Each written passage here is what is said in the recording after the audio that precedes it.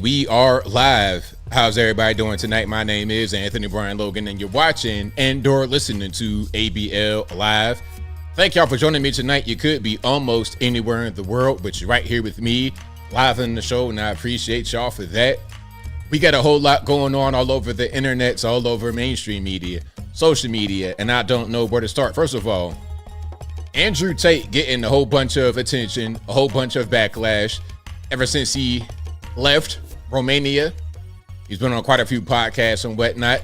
We'll talk about him a little bit more a little bit later. Also, that high school track athlete. Oh, people are mad about that. ABL, how could you? You're biased. N-word. We'll talk about that a little bit more a little bit later. Also, we have a protester here on the green card who was arrested by ICE and is in the process of deportation. ABL, free speech. Why would you want to import someone who's going to be subversive to the United States? Make that make sense. We got enough dope fiends and ridiculous individuals over here who are citizens. Why are we going to bring in more of the same? If I'm taking my trash out, why would I bring 15 bags of trash in? It doesn't make any sense. The trash goes that way, not this way. But we'll talk about that a little bit more a little bit later. Also, Tesla is in the crosshairs of many liberal people. It's crazy how much Trump derangement syndrome, and now as a result of Trump, Elon derangement syndrome will have liberals rage against their precious electric vehicles. We'll talk about that. We'll talk about DOGE, talk about the BLM monument being destroyed, and a whole lot more on tonight's episode of ABL Live. And shout out to you guys again for being here. You guys are the best audience anywhere on these interwebs. If you like what you're hearing so far, if you enjoy the content in general, please give the video a thumbs up, like the video, share the video, do all that good stuff. That'll help me out tremendously. There is a whole lot happening, and I'm glad you guys are here with me. Shout out to everybody for checking on in. You know, the whole thing with the high school track athlete, I'm going to just jump into it a little bit, but not really. I think that I'm right about that. I could be wrong, but even if I'm not right, I'm just giving you a what if scenario. Even if I'm not right, I think in general, some of these cases that go viral, where there's real people involved, it's a lot of dogpiling that happens without any thought for another side of the story. It's always just, okay, I see this, it looks one way, I'm gonna run with it. And whoever the person is, they could be 16 years old in high school, so what? I'm going to just dogpile on them and try to get them arrested. So the girl, they're charging her with, I think, assault, battery, something like this. It won't go nowhere. The reason why she got charged is because this story has gone viral. If the story didn't go viral, there'd be nothing to happen. Because really, even if she did get hit in the head with the baton, they're talking about her skull got fractured. I'm like, really? Her skull got fractured from this light as a feather baton? You could say she might have got injured and her head hurt, but listen, how many fights have you seen in high school that did not make the news, let alone go viral and somebody get locked up? This kind of went viral, it got out of control, and now people want to do something about it. They want to make a name for themselves. They want to go viral. I think there was more to the story than what the first video showed. A lot of y'all are sending me different angles. Hey, ABL, look at this angle. Didn't it show it? I'm going to stand on what I say. I don't care. I don't even really care. I'm going to stand on what I say. It took me a lot to even make that video. I almost didn't make it. I almost just stayed quiet. And you know what? Can I say something right here? And she did apologize, actually, because there's like a 12-minute video on my website. I put it on the website in the article. Check the sources. Check the little link section. It's a 12-minute video, and she said I'm sorry in the video, but people see what they want to see. But anyway, do you know how many videos I didn't make because I knew they were fake from the beginning? People made the videos, got a bunch of views, and then when it wound up not being real, nobody cares because that moment in time is over. But the people who were impacted by that video still got to deal with it. There's been so many times where I saw something, I'm like, I don't know about that. A lot of fake stuff. I get emails every day. I get tweets every day. Hey, look at this story. Look at that story. And then I got to tell people, no, that's fake. That ain't real. That's fake. That ain't. Every day I get those. But a lot of your favorite content creators will put a straight up fake story out. And then when it gets exposed as being fake, whatever, they don't say nothing about it. Can I give you an example? An example of video that I did do and exposed it was the OnlyFans girl who was talking about her hair. That video went viral. It went everywhere, but it was fake and staged, of course, because it was obvious. But people were sharing it as if it was real to further a stereotype about black women wanting to crash out on you over your hair. If you see a bunch of negative comments to a white person from black people online about her hair, that does not mean they're going to do anything to you in public. Do you know how many times I get called the N-word on social media every day, all day long, from black and white, liberals alike? But nobody ever says anything to me in person. Therefore, there's not a real problem with quote unquote racism. You see what I'm saying? Just because online there's issues, online there's trouble, does not mean that offline it'll be the same thing. And the part of the reason why I know that to be true is because they had to stage it to make it look like it was something, to make people believe a thing that's not really real. A lot of what you see on the internet is completely fake or blown out of proportion. So that was really my purpose, was to give the other point of view, give a skeptical point of view, and to just be honest. It's not about being contrarian for the sake of being contrarian. I'm going to just be honest. Whether I'm the only one in the world who agrees, it doesn't even matter. I'm going to stand on what I believe in, period. And I think that if I did not stand on what I believed in, then y'all wouldn't respect me. I think if I came up here and I lied to y'all and said what you, if I came up here and I lied to y'all and said what you want me to say, y'all wouldn't respect me, because y'all know I don't do that. If you've been here for a long time, you know I don't do that. I've never done that. Ever. I told y'all about me and my dad having an almost fist fight over my beliefs. If I'm willing to fight my own dad because of my beliefs, what makes you think that I'm going to change my beliefs because of y'all? I would never. And I say that respectfully. I wouldn't change it for anybody in this world, period. Period. That's why I am here. That's why I am where I am, is because I stand on my beliefs, even if nobody agrees. It's simple. But I understand why people may disagree. That's totally fine. And by the way, that video still got like 90% likes. Quite a few people that didn't like it, but people still kind of understood where I was coming from. Okay? Don't nobody get offended. I don't want to see nobody get offended. Y'all know I love y'all, so don't get offended, please. I don't want to have nobody, ABL, I'm unsubscribing. You were so mean. Mean? Don't nobody get offended. Y'all know I'm just being all the way real. That's it. Yeah, exactly, Janine Jones. If I wind up lying to y'all, y'all would not like that. So I'd rather just tell you the truth, be honest, and get a lot of backlash for it than to lie just to get people's approval. Can I say something else? A lot of people who are unsuccessful on the internet, they accuse me of doing things to seek approval from white people or something like this. It's funny because 99 times out of 100, when I get called the N-word online, it's a white person that does it. A white liberal. I don't see white people as just one thing. I see them as many things, the same way I see a lot of black folks. You got black folks that kind of just vote one way, but a lot of times that comes from a place of ignorance. You don't know anything. White folks have more education, they're more knowledgeable, and they're more diverse, but they're also kind of more prone to going in the alternative lifestyle direction because of all that knowledge, if that makes any sense. I know everything. I got it all figured out. So what I'm going to do, I'm going to pretend to be a unicorn and have to be my identity. Okay, my pronouns are uni/corn. I see all of it. I don't see everybody as one way. Okay, I got the white guy I'm cool with. He's just like a lumberjack kind of dude, looking like a grown Peter Griffin, real cool dude. He will fight for you. He will die for you. He will do anything for you. Then we have the Sarah McBride, a.k.a. Tim McBride, talking about, yeah, I'm a transgender woman. Okay, sir. Call me after your 50th birthday and your prostate examination. Call me at that point.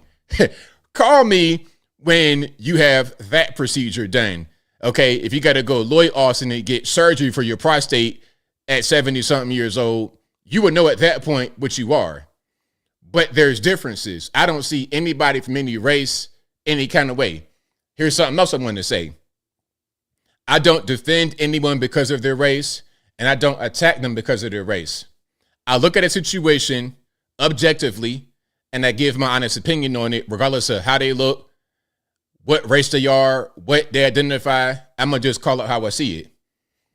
If an LGBT dude saves the day, I make a joke about him being LGBT maybe, if he looks crazy. Okay, if this dude's 6'8" wearing a dress, I might make a joke about that, but if he saved the day, he saved the day. I'll give him his credit. But if you looking like Magic Johnson's son wearing a dress and high heels, I'm going to say something about that. Back in my day, that wasn't really a bad thing to point out something crazy. If you go into a job interview wearing a Bozo the Clown outfit, the hair, the nose, the makeup, clearly someone will say something, or they may say nothing and just deny you the job because of how you came. Either way it goes, I'm going to just call it how I see it. That's pretty much how that is. But yeah, we got a whole lot going on. That wasn't much. I just wanted to get it off. We got a whole lot going on today. Shout out to you guys again for being here. I appreciate y'all for joining. If you like what you hear so far, if you enjoy the content in general, please give the video a thumbs up, like the video, share the video, do all that good stuff. That'll help me out tremendously. And check it out. It's about hot as I don't know what. It is blazing hot. I got the AC on. I'm about to have the AC on 0 degrees. It is hot. I done already cut my grass 2 times. Yes, I done cut my grass twice. It's growing crazy. I did some overseeding and a little bit of fertilizer, and I'm getting grass that's growing crazy. My grass looks pretty decent, but I don't like having to cut the grass already, but it's fine. It's fine. I enjoy the warm weather. Shout out daylight savings time. I enjoy the extra time, but I'm on the phone with them people. Look, I'm still on hold with the daylight savings people to get the hour back. I'm gonna need the hour back. I mean, look, I enjoy the extra sunlight, but I need my hour back. I still am not all the way back to where I got to be. Okay. Now, somebody said something about the Ukraine ceasefire.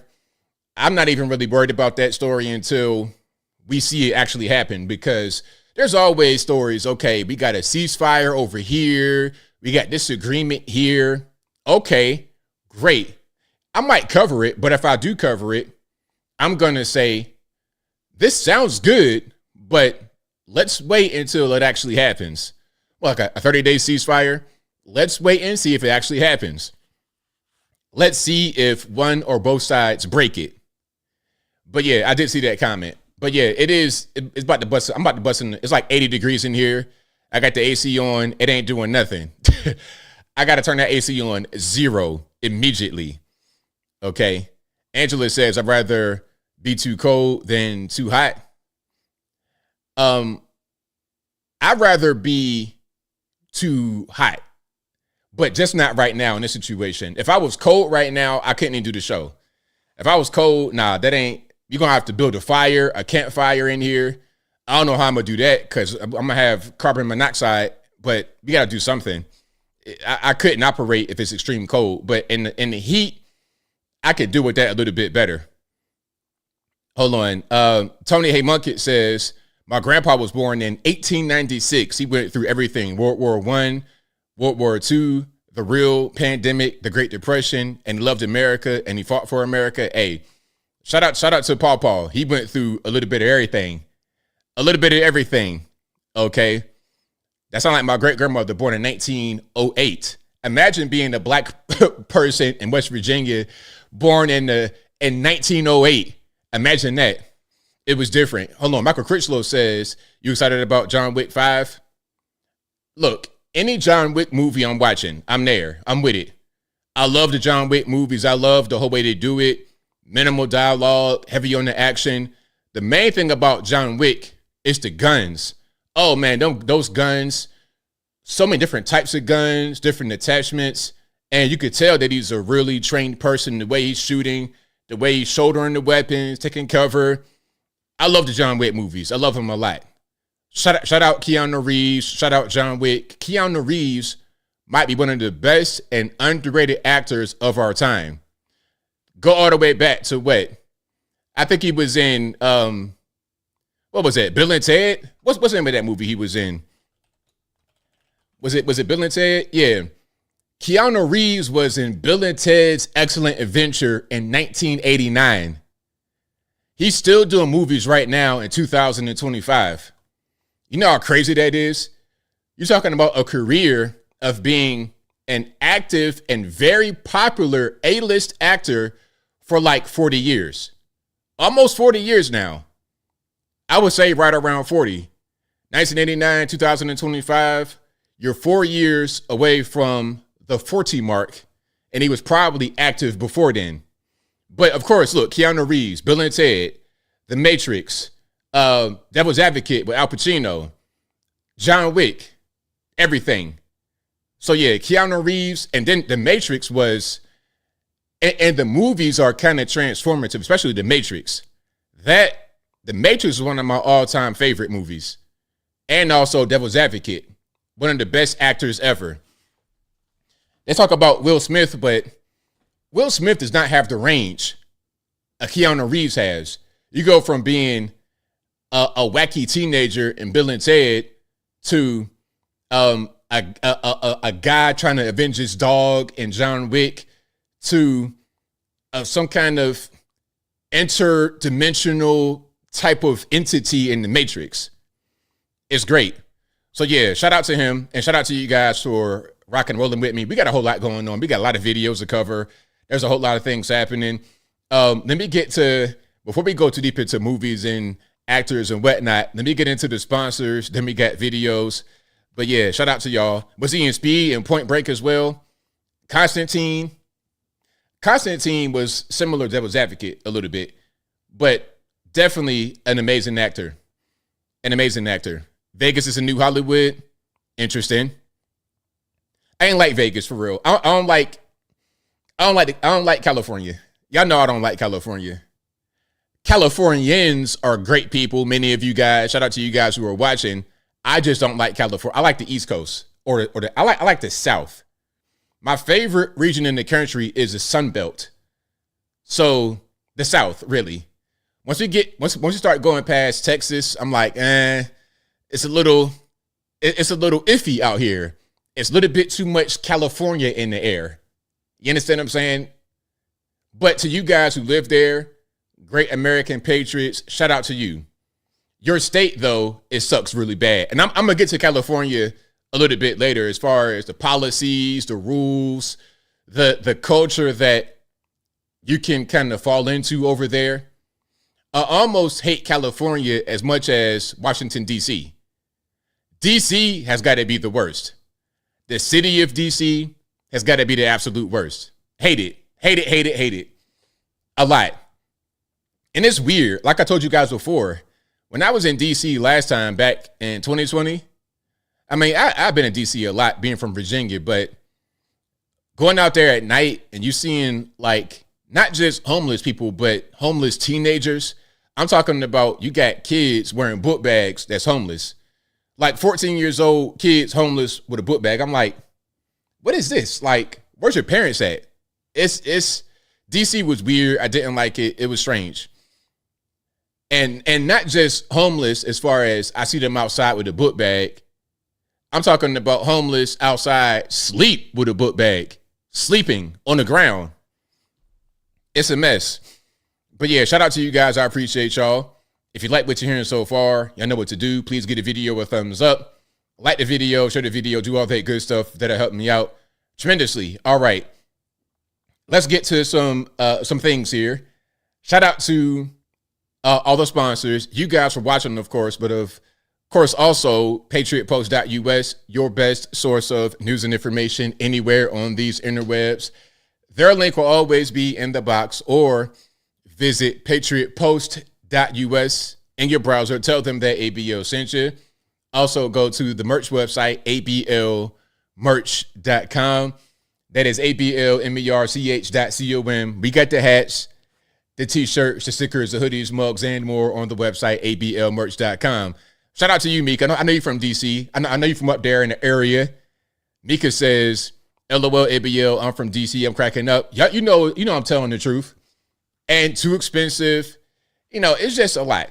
I got a lot of family up there in DC proper, Southeast.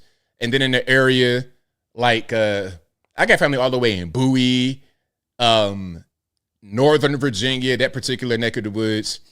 When I was a kid, Virginia was a red state. But as the government got bigger, so did DC, the surrounding area. That's why DOGE is so important, because I saw the government balloon with my own two eyes as a kid. I would watch the election, and every year I would see things kind of shift. I started election watching when I was about 8 years old, for real, when I was a little boy, watching the election, and I'm seeing, okay, we got a red state, and I'm just figuring out what that means as a little kid. What does it mean, the red state, blue state?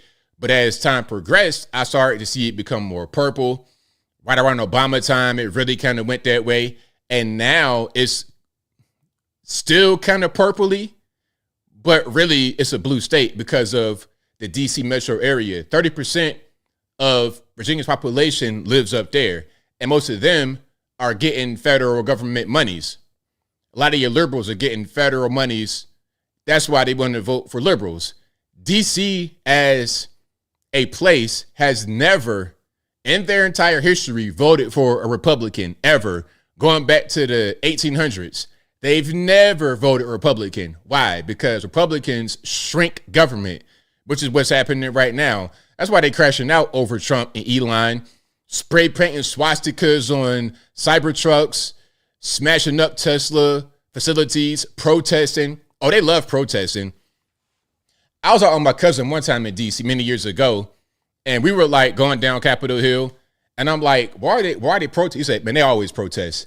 They protest every day about something in DC.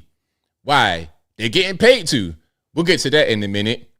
All these groups, all the Black Lives Matter, Antifa, everybody knows that there's money behind these groups.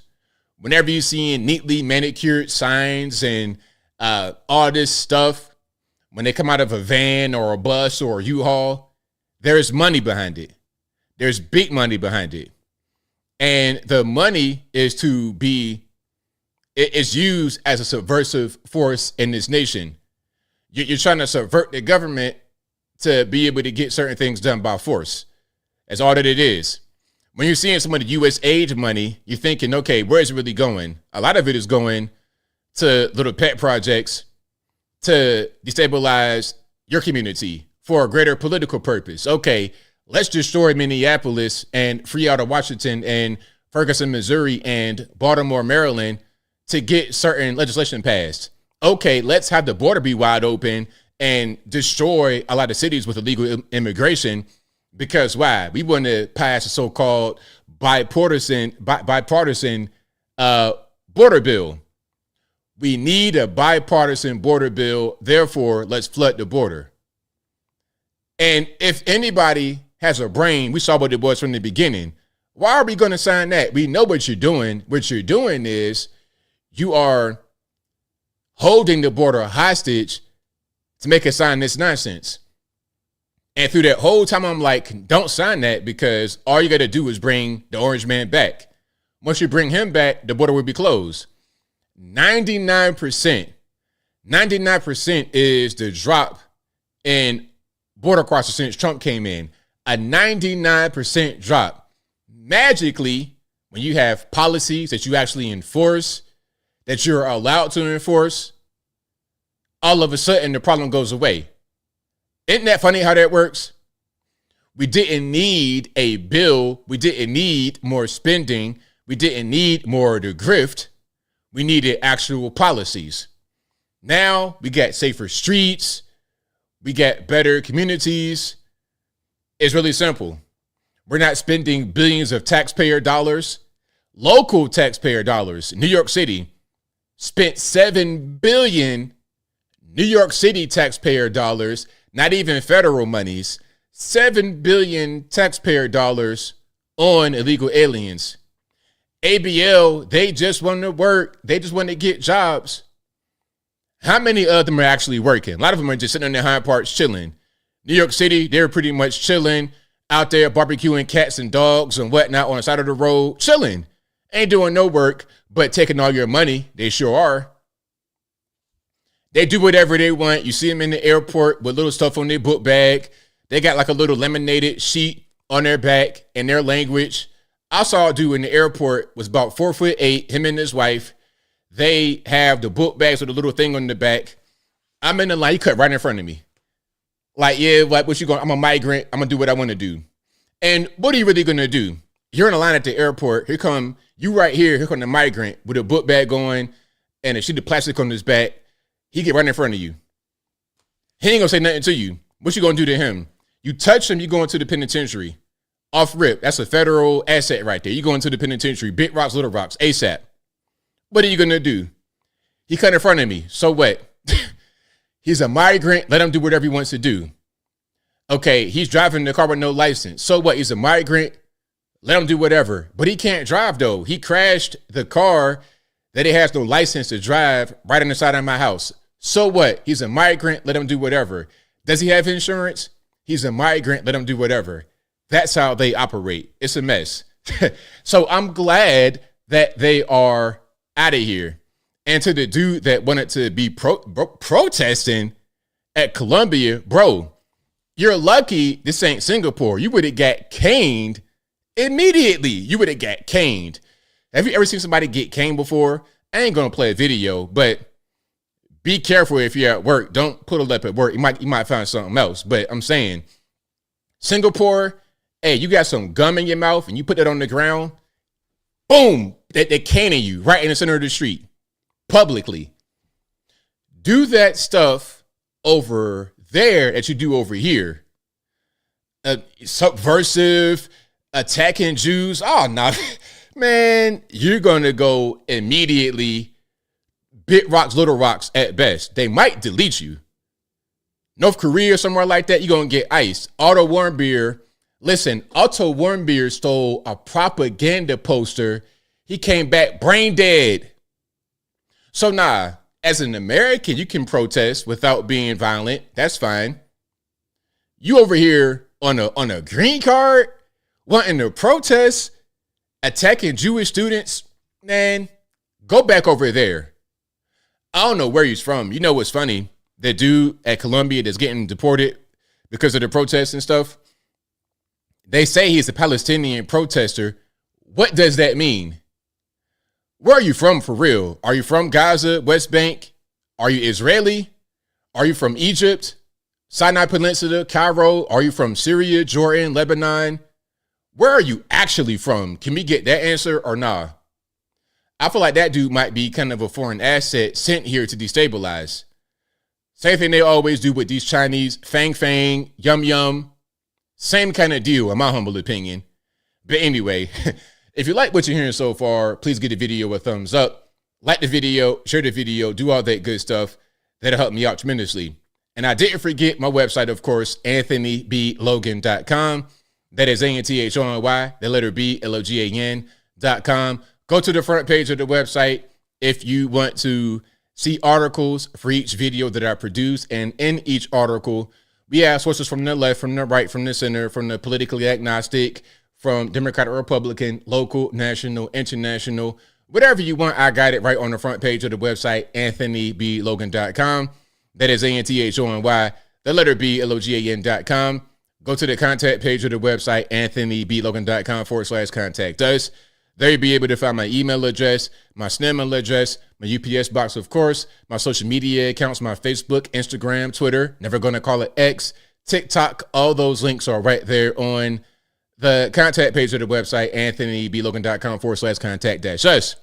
And as I always say, please don't get scammed. Nobody has time for that. It's 2025. If you are being contacted with an email that seems random, a phone number that seems random, it's not me. All right. I'm not going to contact you. My email is very easy.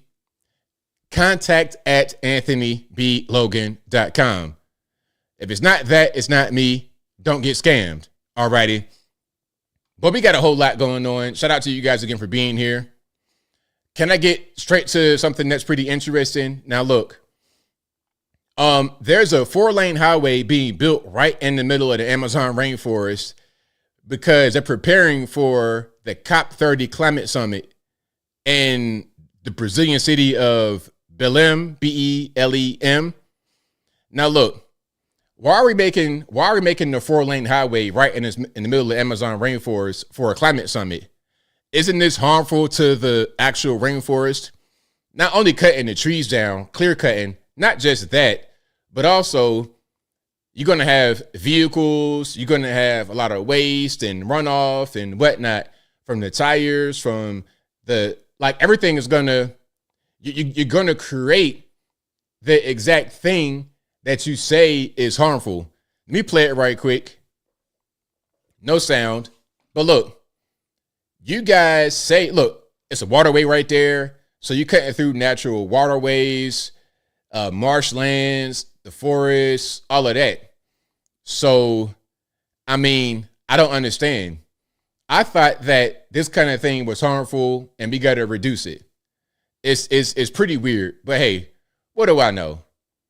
What do I know? I'm just a regular guy looking at things like, I'm like, it seems kind of strange that you would do such a thing like this for a climate summit. Again, this road is being constructed for a climate summit.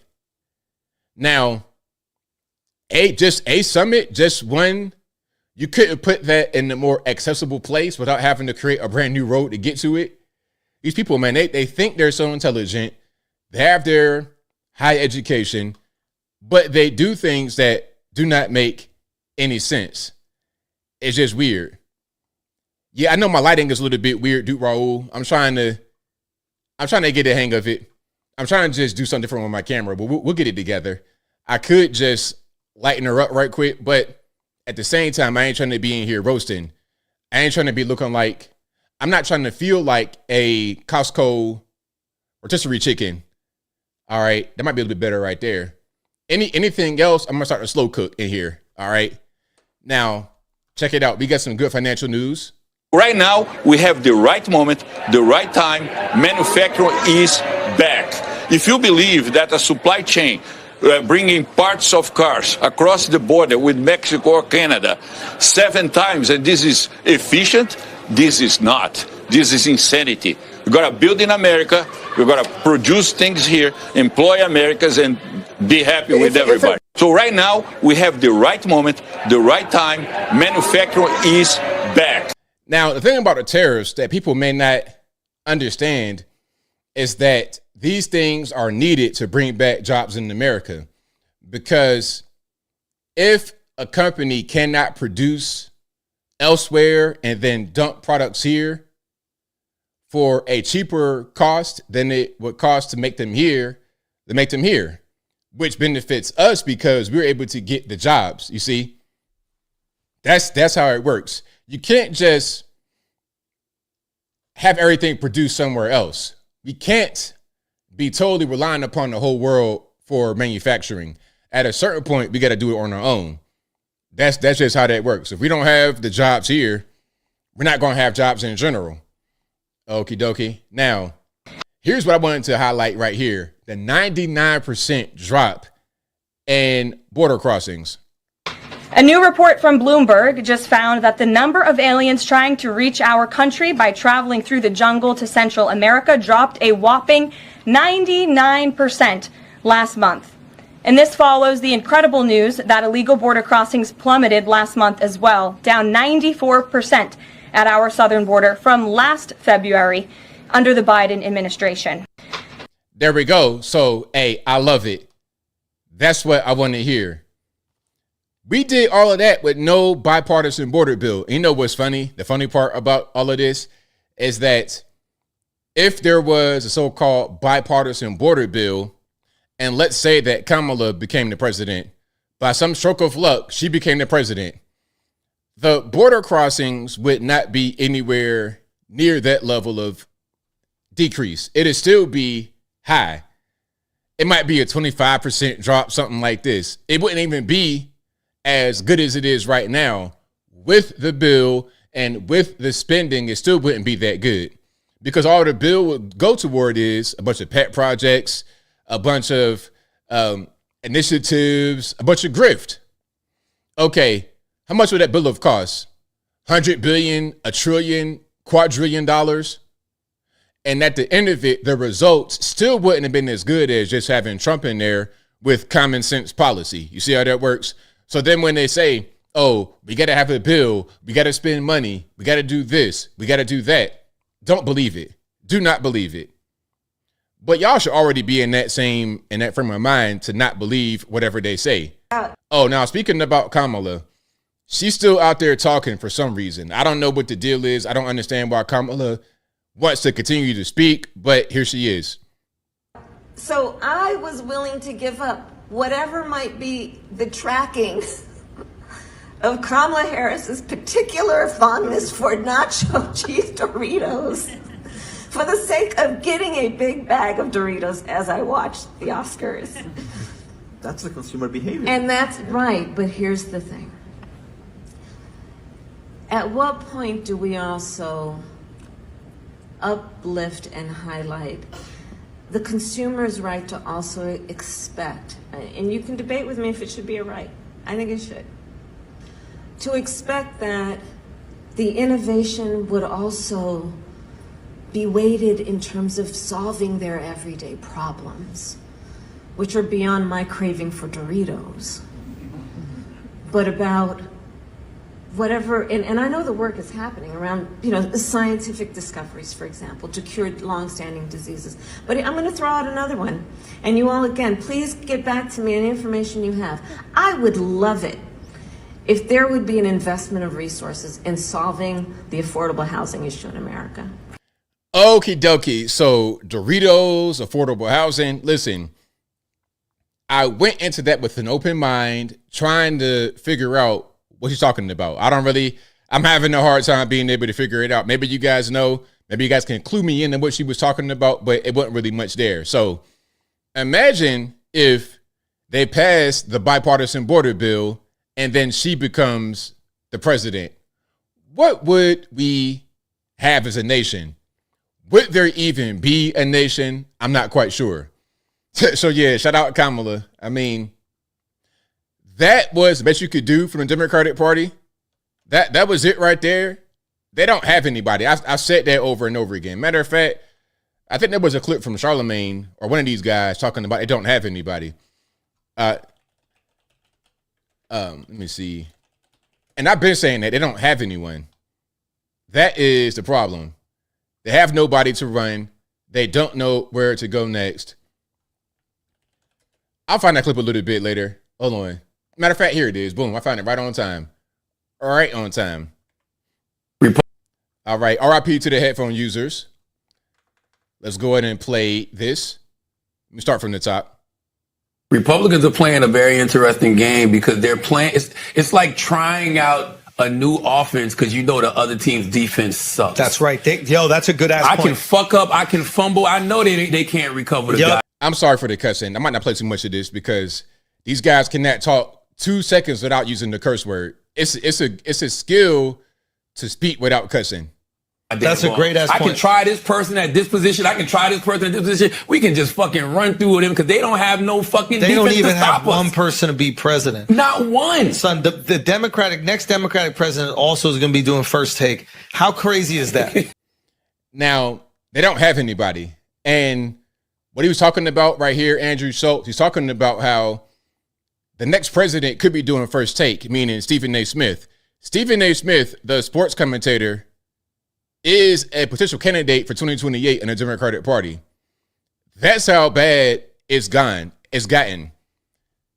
These guys are so inarticulate, so unable to connect to regular people.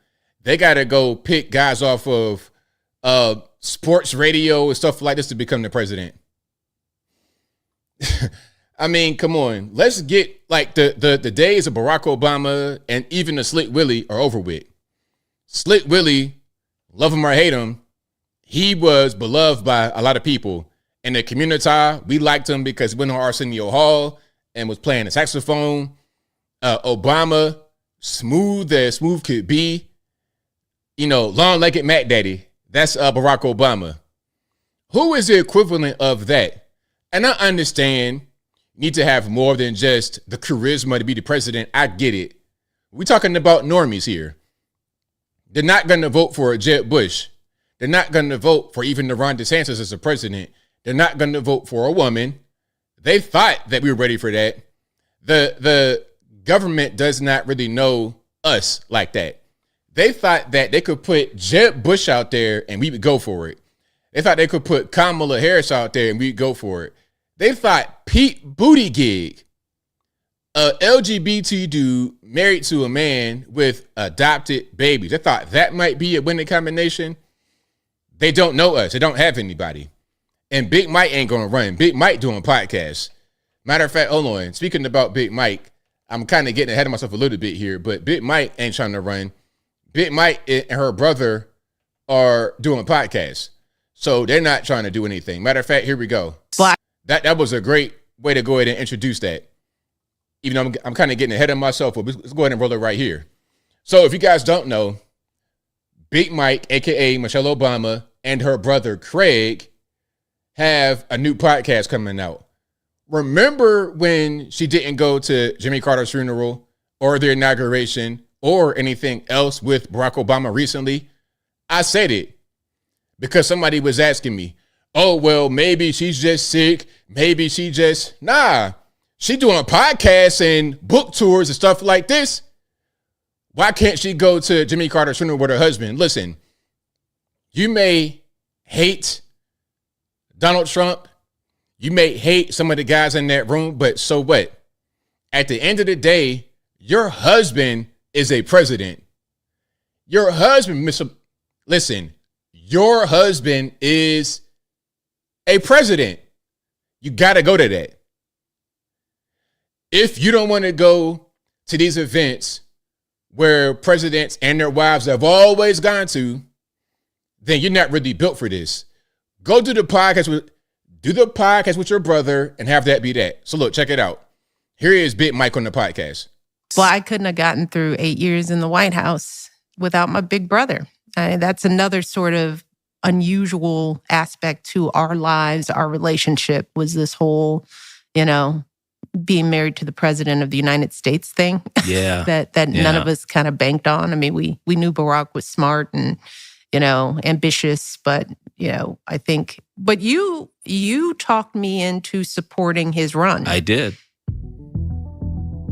Okay. So look, this is on New York Post, and it says, the reveal comes as Barack Obama has made several public appearances without the former First Lady, leading to swirling rumors about a potential split. Now, I don't know. I don't know if they're going to get divorced. That could happen. What could be happening right here is that she is preparing herself for a future where she lives separately from her husband. They could still be married, but she's not going to no events. She's not doing any of the First Lady activities. Not doing anything. Former First Lady, you got certain things you're supposed to be doing. She don't want to do that. It's, what the cool kids say, it's giving Meghan Markle. Same thing that she did. Okay, rather than allowing your husband to be royalty, literally royalty, rather than allowing that, you want to come to the U.S. talking about can I get a voice acting job? Can I do a movie? And she got, not a podcast, but a TV show. It's like, why you can't just be quiet and stay in the back and just play that role? You don't gotta do nothing. You don't gotta be out there doing no podcasts, doing no movies, nothing. When's the last time that Laura Bush has said a word to anybody beyond her scope as a former First Lady? Huh? When does that happen? But you got Big Mike and Meghan Markle doing stuff like this. The next generation, what are they going to do? And what if it was Kamala in there? What would Doug Emhoff, we saw what he was doing. He was out there messing with Joe Biden's wife. That's a different story, and I digress. The point is, if you are a former First Lady, podcasts and movies, in my opinion, shouldn't be your focus unless you are with your husband. Am I wrong about that? I don't think so.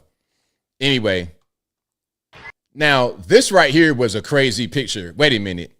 Have you guys really seen her brother? I don't know where their genetics comes from, but this is like copy and paste. They look like her brother looks just like her without a wig on. Watch, look at this. Hold on. Hey, TikTok, it's Michelle Obama, and I'm here with my big brother, Craig. Hey, everybody. We're here because we're excited to announce the launch of our new podcast called IMO with Michelle Obama and Craig Robinson. And we just posted the trailer if you want to check it out. Check it out. Thanks, you guys. So there we go. I mean, good grief. Them jeans, wow. I don't know if it's from your mama, your daddy, but whoever genetics got beat in a situation had no chance. I mean, good night. Wow, that's crazy. Shout out to y'all. Is he sassy? A. If he's not, I can't tell. Somebody said twin boys. Y'all crazy. Somebody said twin boys. That is hilarious. Y'all are completely wild. Anyway, let's go back. And if you like what you're hearing so far, please give the video a thumbs up. Like the video, share the video, do all that good stuff. That'll help me out tremendously. Twin boys is crazy. All right. Now, we got some people out here protesting Elon and DOGE and whatnot. Now, this is going to be a little bit hard to understand because she's wearing a mask. I was in a place, I ain't going to say where I was. I'm in a place recently, and a lady in there had a mask on at the cashier place, at the cashier stand, talking at me. Now, I got to lean all the way in. First of all, I'm tall, and she's short, and she got a mask on. I didn't hear one word. All I heard was, I'm like, excuse me? I'm like this, leaning in. I'm like, say that one more time. Huh? What was that? If you're wearing a face mask that covers your nose and mouth, I don't hear a word you're saying. Also, can you breathe in this contraption? Where's the air coming from? You got your nose, you almost got your eyes covered. Your mask is so big, it's covering the bottom of your chin up to where your glasses are. That is a lot of real estate. I've never in my life worn a mask that big. All right, maybe a Halloween mask when I'm 5 years old, but anyway, let's check it out. When you wake up or when you're on your weekend and you get the fork in the road message, or you get the subsequent 5 bullets, hey, what the hell did you do, you lazy federal worker, this week? How frightening is it that someone on X, the owner of X, speaks to you directly to say, what did you do last week at work? And if you don't answer, I am going to fire you. But even more egregious, the president comes out, the most powerful person in the land, and endorses that message. How do you think that makes federal workers feel? When you wake All righty, there we go. So she told you, Elon, look, she told you through the mask, through the mumbling, she told you. How dare you ask me to write an email about what I did last week? How dare you? Now, look, the whole email thing, is it that serious? I mean, come on. It's an email. We're not asking you to reinvent the wheel or anything like that. It's like, hey, what'd you do last week? And it's simple. A lot of jobs in the private sector have that kind of requirement.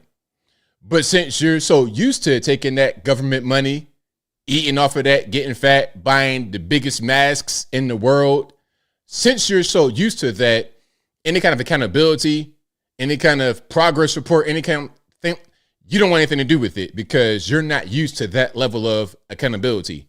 So yeah, look, you know what? That was kind of a test. And if you're not really prepared for it, then you got to go over there, go the other direction. All right. But yeah, we got a whole lot. Hold on. And shout out to you guys for being here yet again. I appreciate y'all for rocking out.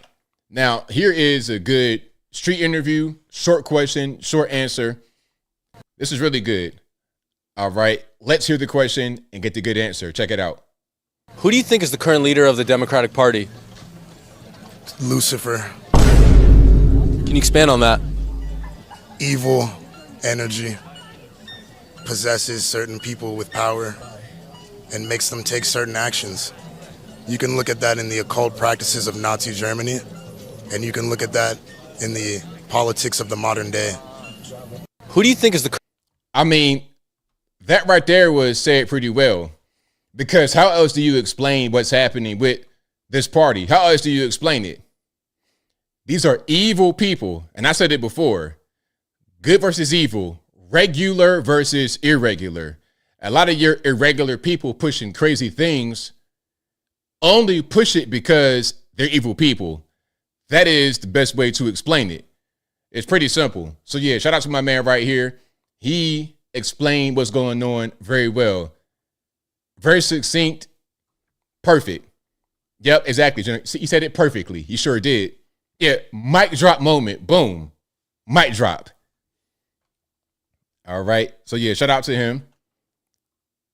Now, this was funny. So Lauren Boebert got censured because she said that Al Green had a pimp cane. Remember Al Green went to State of the Union address, or the address that was that but not called that. He goes to the Trump speech. He acts up. He's pointing his pimp cane at President Trump, and he gets kicked out. I said it right there. I said it was a pimp cane. I said that. So am I racist? Are they going to censure me for a racist comment? Although it was pretty clear. You got a gold-plated pimp cane. Hold on. Let's check this out right quick. This graphic right here is hilarious. Hold on. That graphic is too funny. To attack me for referencing his cane as a pimp cane. And Grant, I stand by it. I have never seen Al Green actually use his cane as a support to walk. I have seen him shake it for years, all throughout the Capitol during any meeting that I've ever been present with him in. And if that gold-plated cane isn't a pimp cane, I don't know what is. But maybe Hula Hoo is really the racist here. Are only blacks pimps? Is that what I'm hearing? Are there no cisgendered white pimps in America? A cisgender white pimp is hilarious. She's funny. I like her. She has a sense of humor. Shout out Lauren Boebert. But yeah, there are white pimps. Hold on. Matter of fact, I got a picture. Look at this guy right here. Okay, if you know, you know. Mr. White folks, okay? Pimping. There are some white pimps. All righty? So yeah, it's not a race thing to say somebody got a pimp cane. Okay? And if you can shake your cane like this at people, you probably don't necessarily need the cane. It's just an accessory. It's like fashion. It's like wearing a pair of glasses or a pair of shoes or a purse or something like this. It's like the LGBT dudes with African babies. It's a fashion accessory. That's kind of what it is, but I digress. I'll keep on moving here. Oh, this was great. Lil Yachty. So listen. You may or may not know who Lil Yachty is. It doesn't really matter, but I'll tell you. Now, Lil Yachty, the guy right here with the plaid hat on, he is a rapper. He has also written songs for quite a few people, including Drake. So he's a very important person in the music industry, okay? Now, that's who he is. What's most important is what he says right here about Black Lives Matter. Check it out. You spent $100,000 on a trip to Disney once. How much have you spent on charitable causes this year? Let's start cooking these pancakes. This year technically just started. So this year, I mean, like, it's hard to. What about last year? Well, last year, it's hard to gauge. All right. So what about the year before last year? Oh, well, that year, that's a good year. Yeah, it's just blurry. I be doing so much. BLM? Since you want to be so black powered? BLM is a scam. Clip that. Send it to the fucking news. BLM was literally a scam. They had bought mansions, and you probably wouldn't know anything about it because you don't care about black people. You don't follow black I do care about black people. Look at my chocolate. You're mad. It's a disguise. You're mad. I think I'm literally the most pro-black person in this room. Because you have an all-white staff? They're not white. They're POC. Thank you. What? Don't laugh. I do have a gay, so I also am. Gay? Hey, I too have a gay. See, there he is right there. Hey, shout out Lil Yachty for calling out the obvious. Black Lives, LIES, aka Black LIVES matter, is a scam. All it is a scam. They've been around for what, 10 years now? What have they done for anyone other than themselves? And when I say themselves, I don't mean black people. I mean those who were out there leading some of the protests, like your Patrice Cullors and the D-Ray dude with the Planet of the Apes vest on, talking about something they copying me. Bro, really? What has that organization done other than negative things? The only positive thing they've done is increase their own real estate portfolio. That's it. That is it. They got houses for themselves. They got money for themselves. But those who they purport to be helping did not get helped. So yeah, shout out Lil Yachty. He right on point. All right. Shout out to him. And I'm glad to see people talking about that openly, and also the whole LGBT thing. Did y'all catch that? Talking about I'm gay. You're gay. What they got to do with it? Didn't I tell y'all about how they try to do? They try to lump LGBT and black together. Sir, just because you want to wear a dress, high heels, tutu, whatever, and be a fairy for a living does not mean you're black. Okie dokie. It doesn't mean that. I promise it doesn't. Have your fun. Do what you want to do. But don't say, oh, because I'm gay, I mean I'm black. No. No. All right. Now we got our good friend to the channel, James Klug. Shout out to James Klug. Hey, just like Lil Yachty has a gay, I have a white. James Klug. Shout out to him. All right. He's on the streets talking about Elon and DOGE and whatnot. Let's see what some of these fine gentlemen and ladies had to say. All righty. Would you prefer a career politician going through the wasteful spending over Elon Musk? Yes. You would. Do you guys think that Elon Musk is better to do that than a career politician? No. It's horrible. No, he doesn't know what he's doing. He doesn't know anything about the government. He really knows. He knows zero. No, I don't think Elon Musk is the best person for that job. And I think you say career politicians like it's a pejorative or something, but I don't agree with Well, that. the reason I say that is just because if we're looking at being $36 trillion in debt, who did that aside from, career politicians? Have they proven themselves to have done a good job at balancing the budget? Yeah, no, definitely not. Would you? I mean, look, I'm glad that my man right here was honest, because a lot of times when you stump a liberal in the streets, what they'll do is say something real crazy. Like if it was me, they would say something racist and then walk away. They always do that. Always.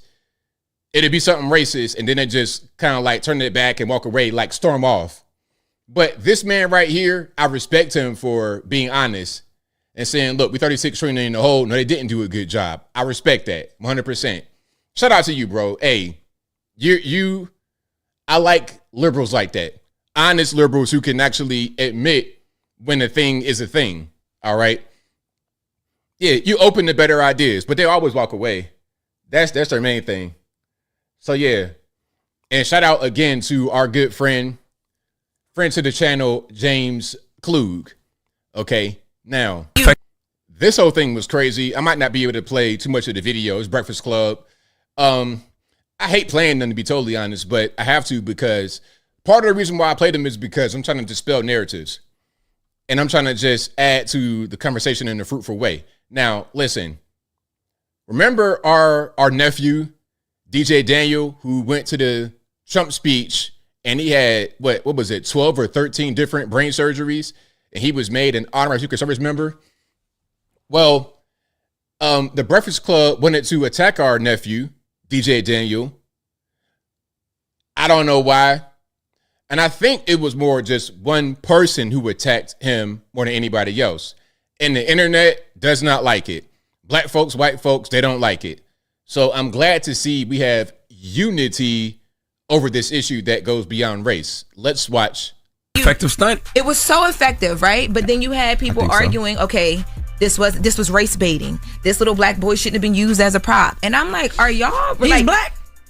Whatever, he's a person of color. No. Let's pause right here. This woman is just hilarious. Not a very funny person and illiterate. She had or has a segment on the Breakfast Club in which she would have to read. They took her off that because she can't read. So you're dealing with an illiterate person. If you can't read, maybe, just maybe, you don't know anything and you're speaking from an ignorant point of view, okay? Also, something else. You want to question whether DJ Daniel is black, but when you had the straight up Indian lady in there, Kamala Harris, y'all ain't questioning that. Matter of fact, if we said that she's Indian, y'all called us all types of names.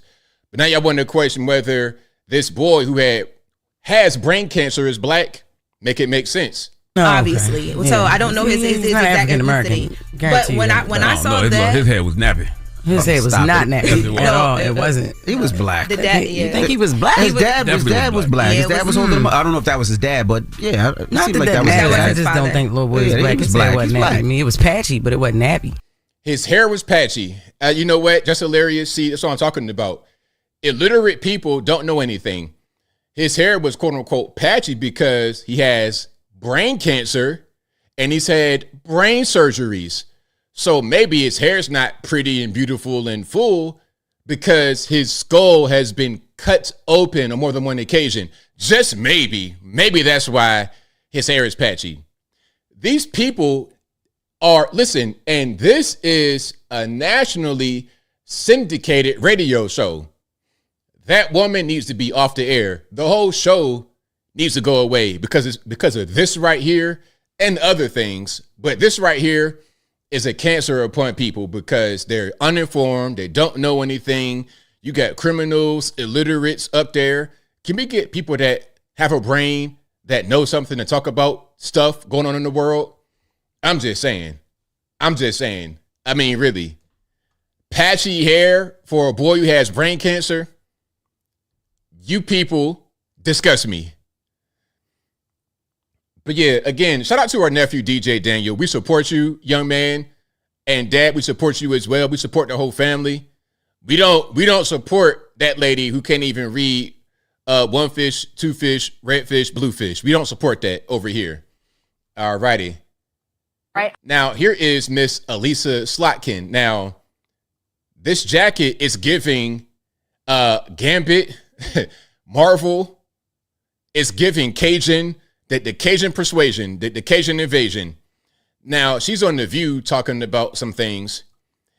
Do you guys think that she'll be the next person up, so to speak?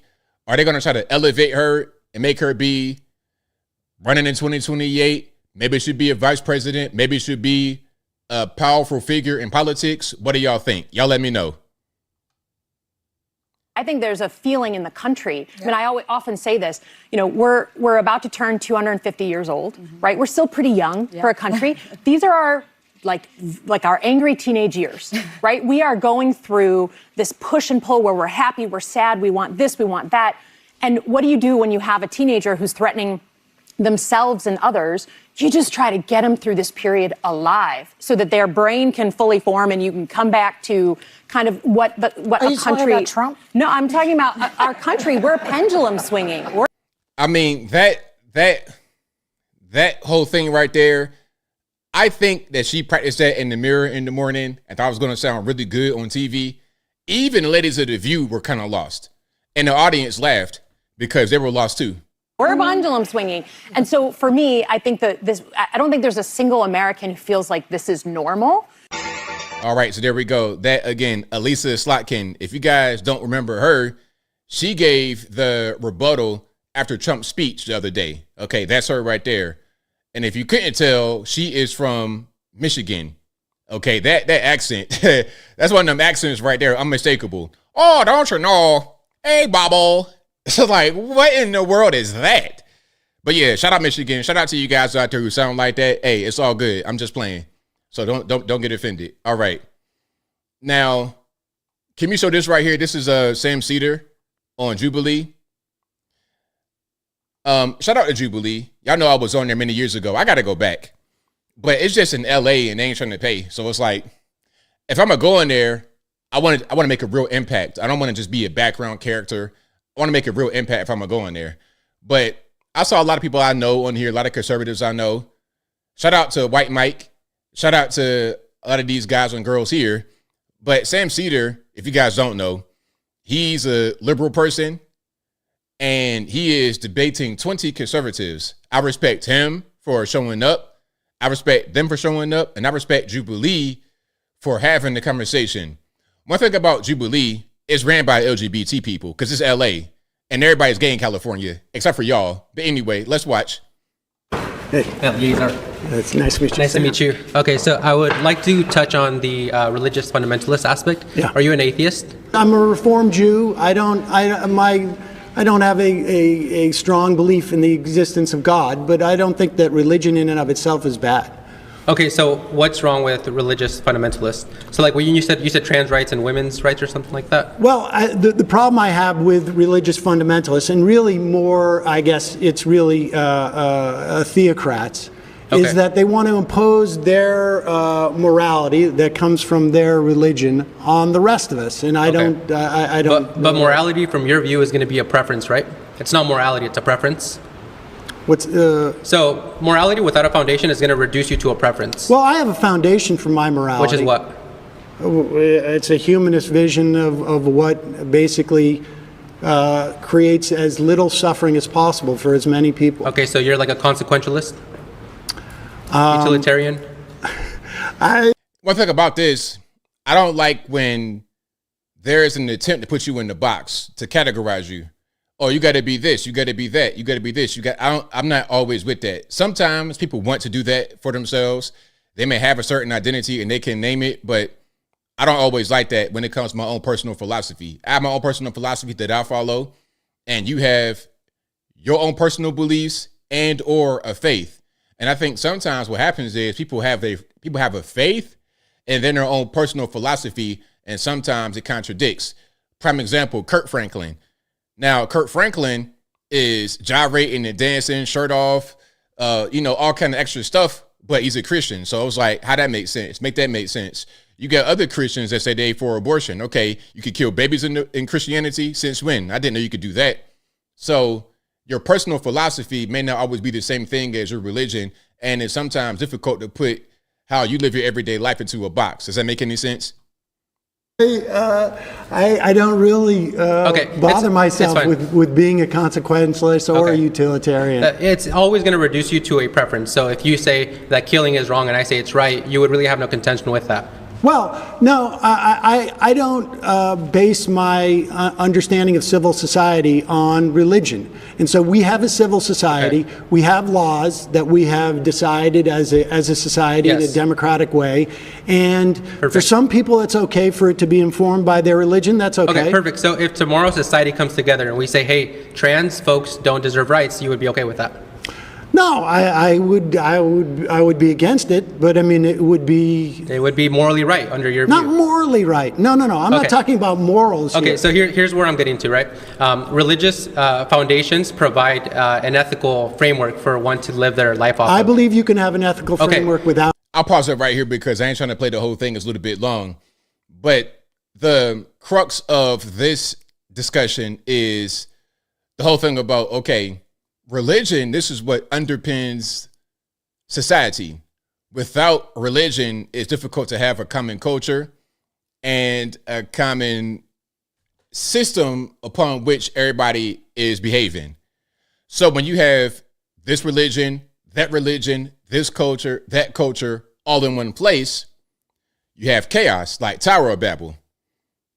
If you're going to have the nation succeed, there needs to be the unification of people under one culture, or there needs to be the majority of people that have one culture And if there's little subgroups, they need to kind of self-segregate.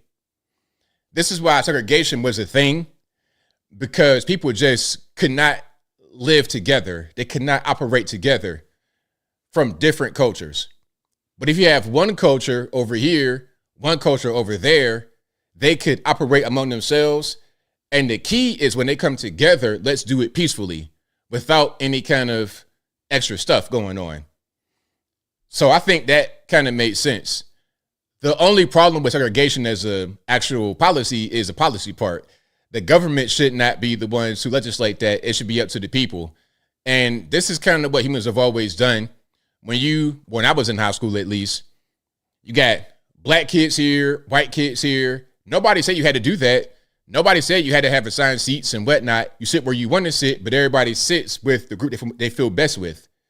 That's just kind of how it is. Now, I don't know how it is in school now.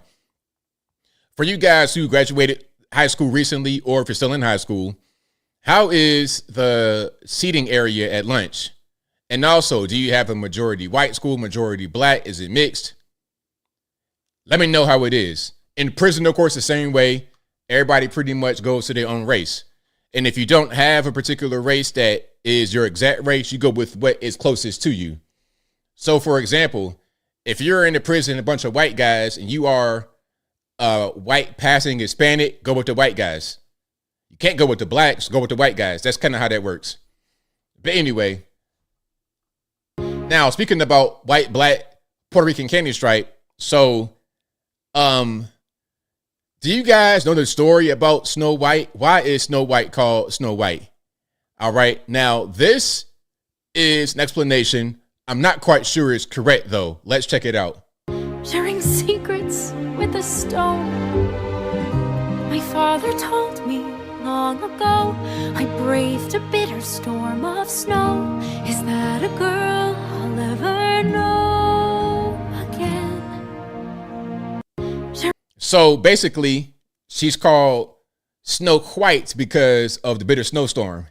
Is that the reason? Look, I don't know. Call me ignorant. I don't know everything. But is that why she's called Snow White? Y'all let me know in the comments. All right.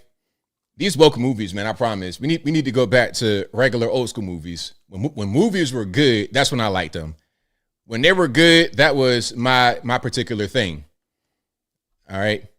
Yeah, hey, I'm ready. I'm ready for the new Snow White. I'm ready for it. I saw Little Mermaid. I watched that when I was on the plane because I was curious. I was like, okay, let's watch it. I ain't got nothing to do. I have no book here, so let me just read this. I mean, not read it. Let me just watch the movie, and it was all right. It wasn't that bad like I thought it was going to be. It was all right. Hey, coconut water, I tell you. If you're dehydrated, you need some in your life. No sugar, straight up coconut water. One ingredient, coconut water is all you need. All right, let's check it out. Now, this is why I say California sucks. So, The Simpsons cartoon producer, Rick Polizzi, was forced to demolish his 24-year-old treehouse. Because why? Because California. Let's let him explain, shall we? And this, again, this is why, or part of the reason why I say California sucks. Let's watch. Rick Polizzi. We are out here today because the treehouse that I built with a carpenter friend 24 years ago is coming down. The city has started a criminal trial on it, and that trial is on Wednesday, and the city is going to make me pay for court costs, and it's just kind of being a bully. And so I'm taking it down. We're paying for it to get taken down, so they dismiss the charges. I do not want to go to court on Wednesday, so that's why this is all coming down. Been a lot of people, and that's been great to hear how many people it affected. And we're here at Halloween. We did a big Halloween display called Boney Island, and everybody's been coming by, grown-up people saying, I was here when I was 12 and 13, and that's nice to hear. And you have fond memories of the treehouse, and I'm thrilled to hear that. I'm glad they got to experience it. I mean, what's the reason? Why do all that? There's more here. It says it cost, well, he spent $40,000, $14,000 to try and protect the structure. Okay. Now he's got to pay to get it removed, all kind of stuff. Look, they wanted soil reports, structural designs, ADA compliance. Now, ADA compliance, what's that means? What does that mean? That's Americans with Disabilities Act. And usually when they say ADA compliant, that means got to have a wheelchair ramp. All kind of stuff for a treehouse. Really, a treehouse? I was like, come on. It's been here for 24 years. I didn't just build it yesterday and they said, oh, no, you can't build that. 24 years it's been there. And if I don't take it down, they're going to try to prosecute me in the court. They're going to try to send me to the penitentiary to make big rocks to little rocks over a tree. However, also in California, you're able to smoke crack openly on the streets. Hey, you know what? You want to have a tree house that's beloved by children and nah, don't do that. But hey, if you want to smoke crack right here on the Hollywood squares, go ahead. Have a good time. Matter of fact, put a little bit of fentanyl in there as well and overdose right there on the Walk of Fame. Do that and it's totally fine. That's why California sucks. Okay, the people, good people. Leadership, awful. I would never go to California and live there with stuff like that going on. But anyway, if you like what you're hearing so far, please give the video a thumbs up. Like the video, share the video, do all that good stuff. That'll help me out tremendously. Here's one more in California. Now, RP to the headphone users. Now, an Asian preacher got drawn on by a random in the streets as he's preaching. All right. And of course, where are we at? San Francisco. Let's watch. Harder, but you need to try less being like somebody you're not and start to humble yourself and be somebody that God made you to be. He didn't make a man to be a woman. He made the man to be a man. He didn't make the woman to be a man. He made the woman to be a woman. And this is the truth. What are you going to do? Come attack me now? I should. A pistol? Really? Listen, why are the they-thems so violent? This is clearly a man dressed like a woman, I suppose. I'm seeing what appears to be some overalls, some, what do they call? Are those gloves? It's not gloves because it's like his forearm is covered and it goes up to his hand and covers that part right there. What is that called? He has those, and out of his purse, he pulls a weapon, a gun. You gonna draw down on me because I said that a man should be a man, a woman should be a woman? Is that what we're gonna do in California?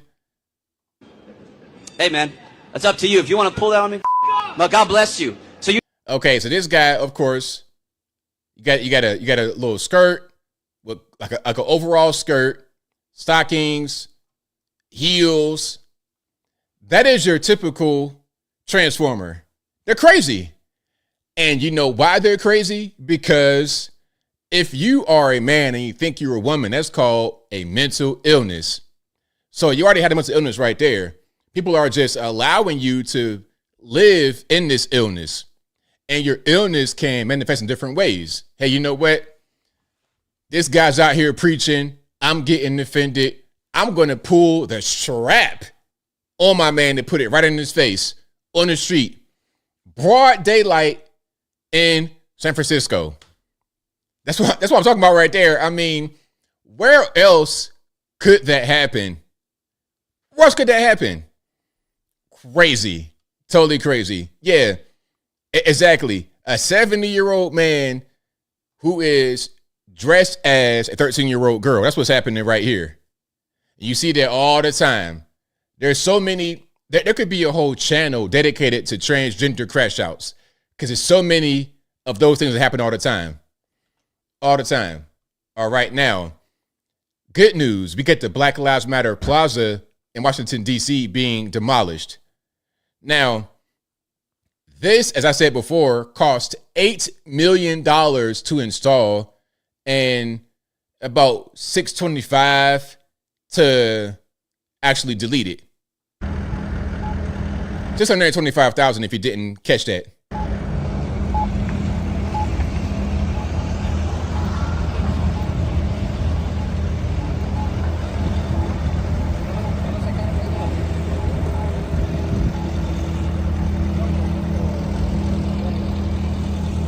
Now, look, they're like digging up stuff. They're going to be jackhammering. Like, my question is it that real? Like, did they make the bricks in the shape of BLM and then paint over it? Is that what happened?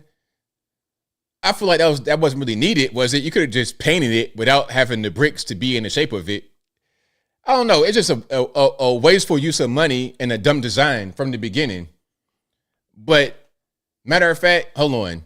This video right here, this is a big part of the reason why there's protests against getting rid of not only this particular thing, but all the things that DOGE is finding. All right.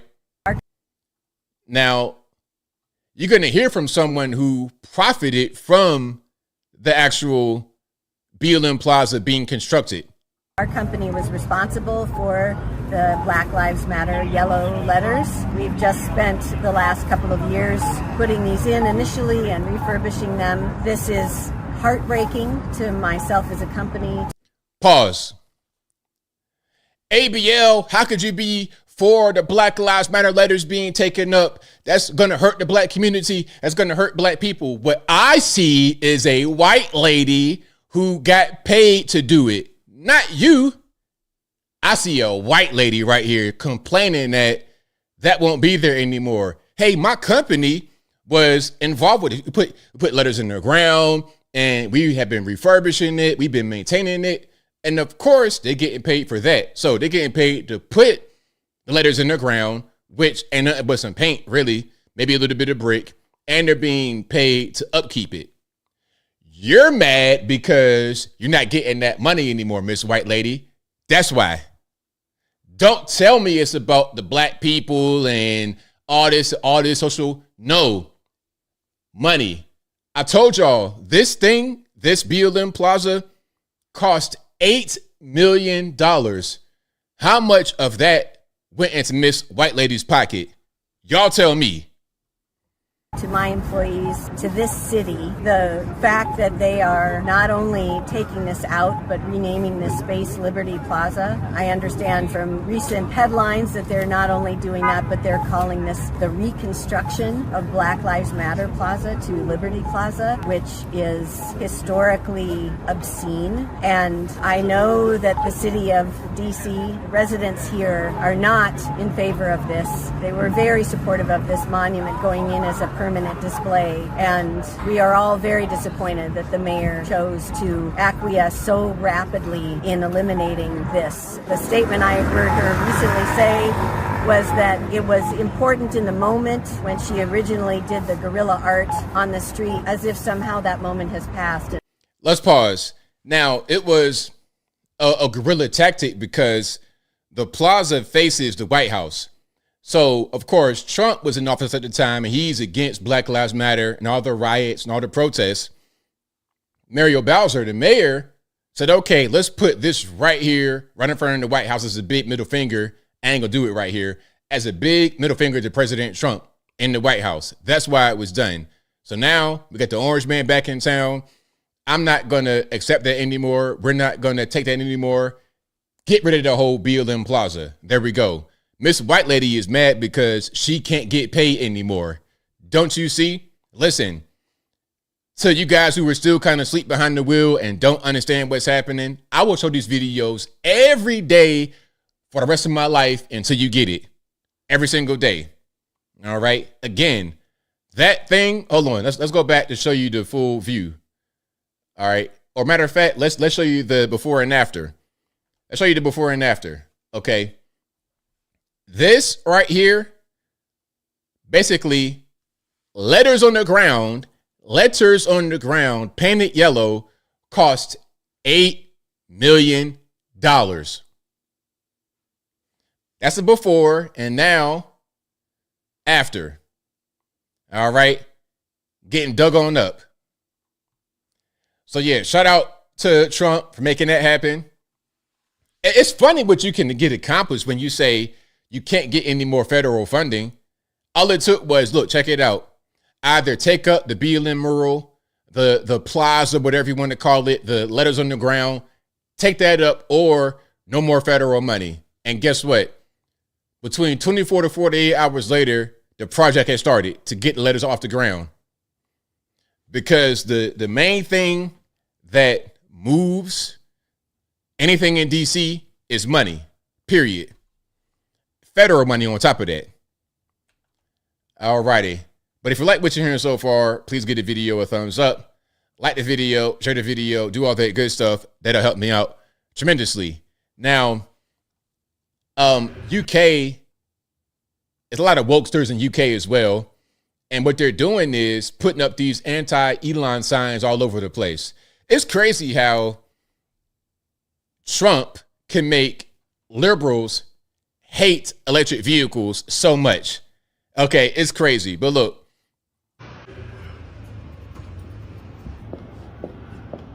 So it says X marks the rot. And the X is, of course, the new logo for X, formerly Twitter. And it says X marks the rot, R-O-T. And below that, it says delete your account. And then it has Elon doing the little Roman, Nazi, whatever they want to call it. It's funny how if Elon does something like that, they're going to talk about it over and over again. I saw Kamala Harris do it. I saw Tampon Tim do it. I saw Bill Nye, the engineer guy, do it. And there was no news at all. Elon does it. He's a Nazi. Why? Because they hate Trump so much. Excuse me. They hate Trump so much. They hate Elon because he's next to Trump. And because Elon next to Trump and they hate Elon, now they got to hate Tesla as well. The innovator of electric vehicles. The thing they say that we got to get, and if we don't get it, the world will die in a year. But now the guy you told me to go get an EV from is now Satan. I don't understand.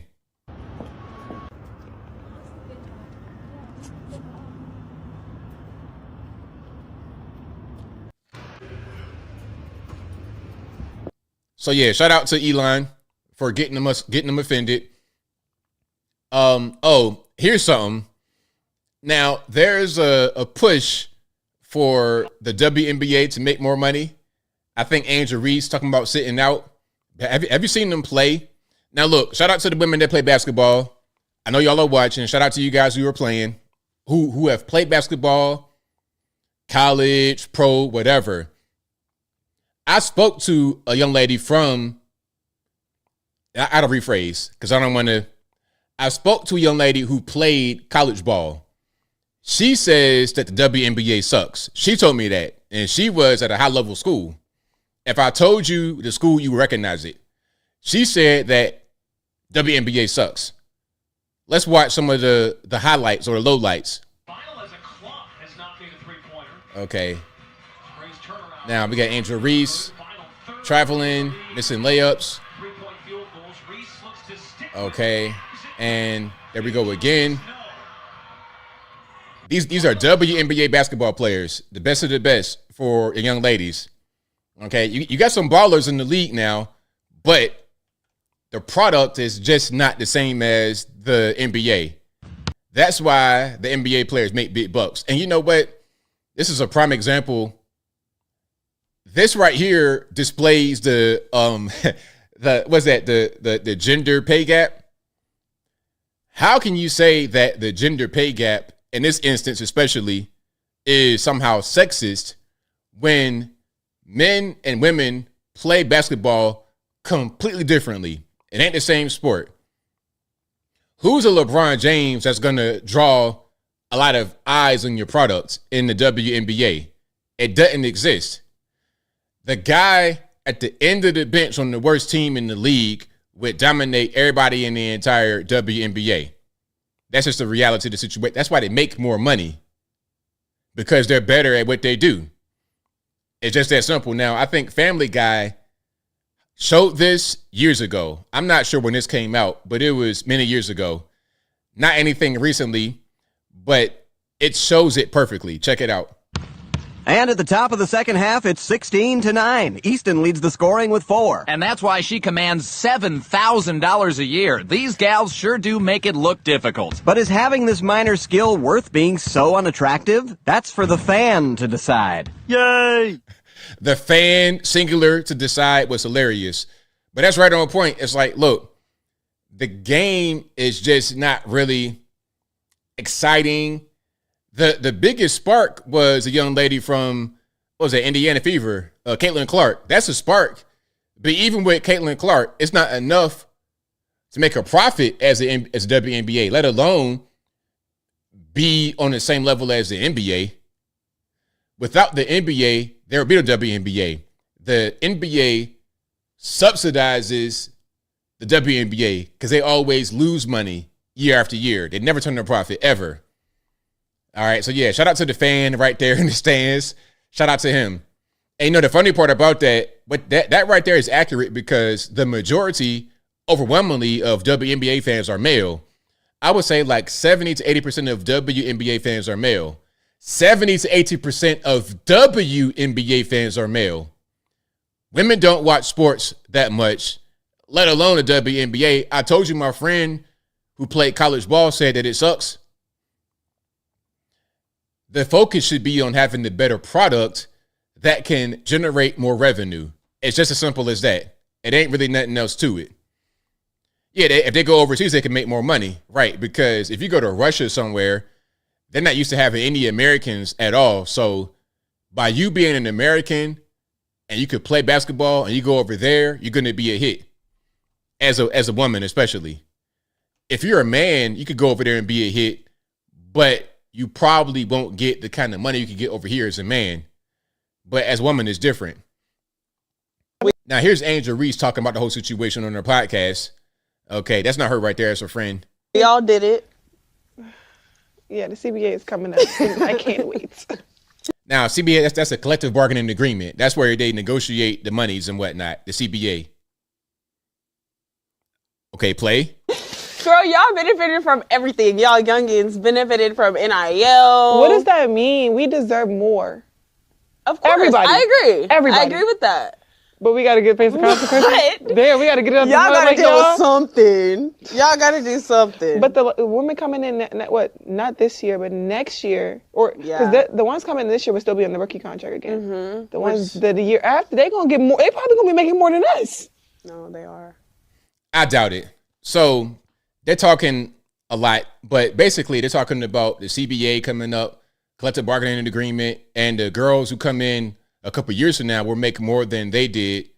But first of all, I just want to say something else. I want to say this.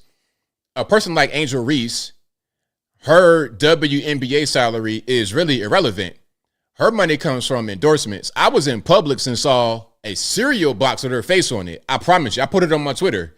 It was a cereal box with her face on it. I'm like, you getting endorsements, and you've been getting money since college because now they can get paid in college from endorsements. So you getting endorsements, you got brand deals, you got your salary. She said that her salary could not even cover her rent in Chicago because she makes money elsewhere. It reminds me of people that kind of complain about getting monetized on YouTube, but they got big ad deals. Okay, you're not monetized on YouTube, but you have these crazy ad deals worth millions of dollars. All that being monetized on YouTube is it's them going out and buying it's YouTube getting ads and then putting them on the video automatically. You could not be monetized and still be monetized. Does it make any sense? So basically, I'll say this, I'll move on. If you're not part of the YouTube monetization program, you're still able to put your own ads from companies you go get on your own videos and make money that way. Same way with Angel Reese. You're not getting paid a lot from your WNBA salary, but it doesn't really matter because you're able to get outside money because you are in the WNBA and you have visibility on your face. That's how that works. her rent is $8,000. I don't know why they're going to pay that much money in rent. I never really understood it. I mean, I know, okay, you're in Chicago, you're a celebrity, but still, eight bands a month for rent, I don't understand. If I'm going to pay that much for rent, I might as well buy a house. Okay, that just kind of makes sense to me, but maybe I'm not thinking like how they think. Maybe I'm not up to date with what's happening. All right, so look, here we go. Back to Tesla. So MS-13 DNC has an interesting take on the Tesla protests. And when I mean protests, I mean people that are going out there, burning up Teslas, attacking dealerships, shooting up dealerships. So maybe not protests, maybe the violent actions against against Tesla. Check it out. Also overnight have this post claiming that protests at Tesla dealerships are illegal. He said today he would label violence against dealerships domestic terrorism. Now, you know I am judicious in how I play this sound, but I think you need to hear it from him. Mr. President talks about some of the violence that's been going on around the country at dealerships. Some say they should be labeled domestic terrorists. I will do that. I'll do it. I'm going to stop them. We catch anybody doing it because they're harming a great American company. Let me tell you, you do it to Tesla and you do it to any company, we're going to catch you and you're going to go through hell. So just to be clear, you protest a private company, you are labeled by this administration a domestic terrorist. But then you also... Now, the protest ain't the point. The protest is okay if you're not firebombing cars. The protest is fine if you're not shooting up dealerships. That's the problem that's going on. So MSNBC, I hate so much. They're really, really bad. They're really, really bad.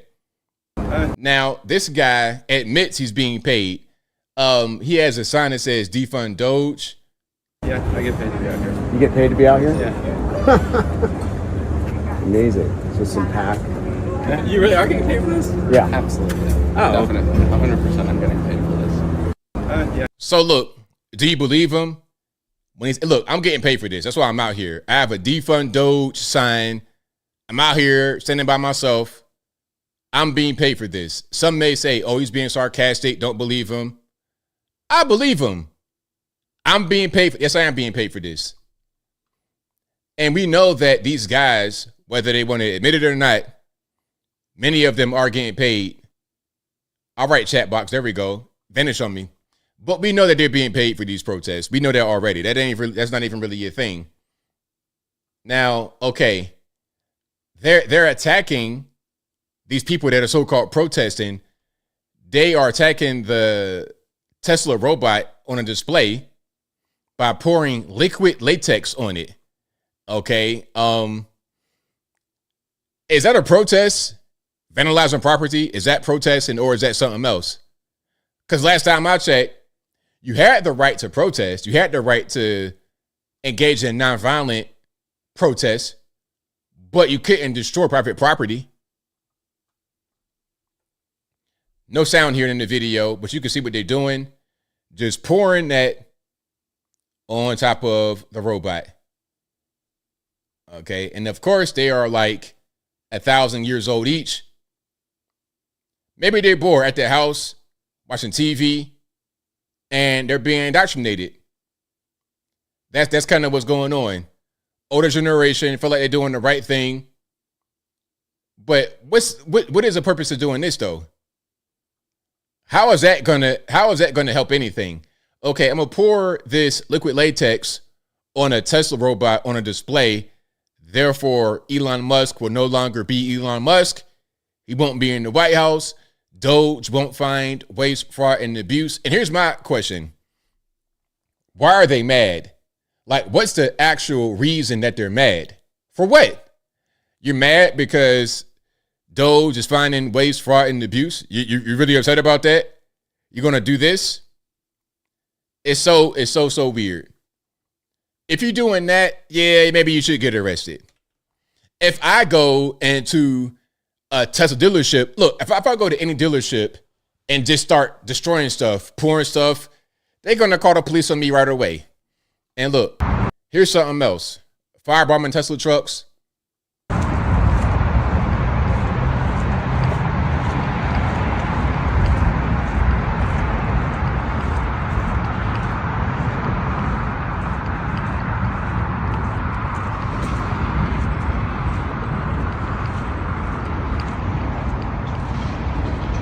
Now look, I'm not a big fan of these trucks, but why do this?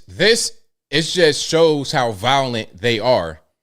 And the gaslighting is crazy because what does the media do? Talk about January 6th every day of the week. That was many years ago, and it was one incident, and it was majority federal agents, Ray Epps, going to the Capitol.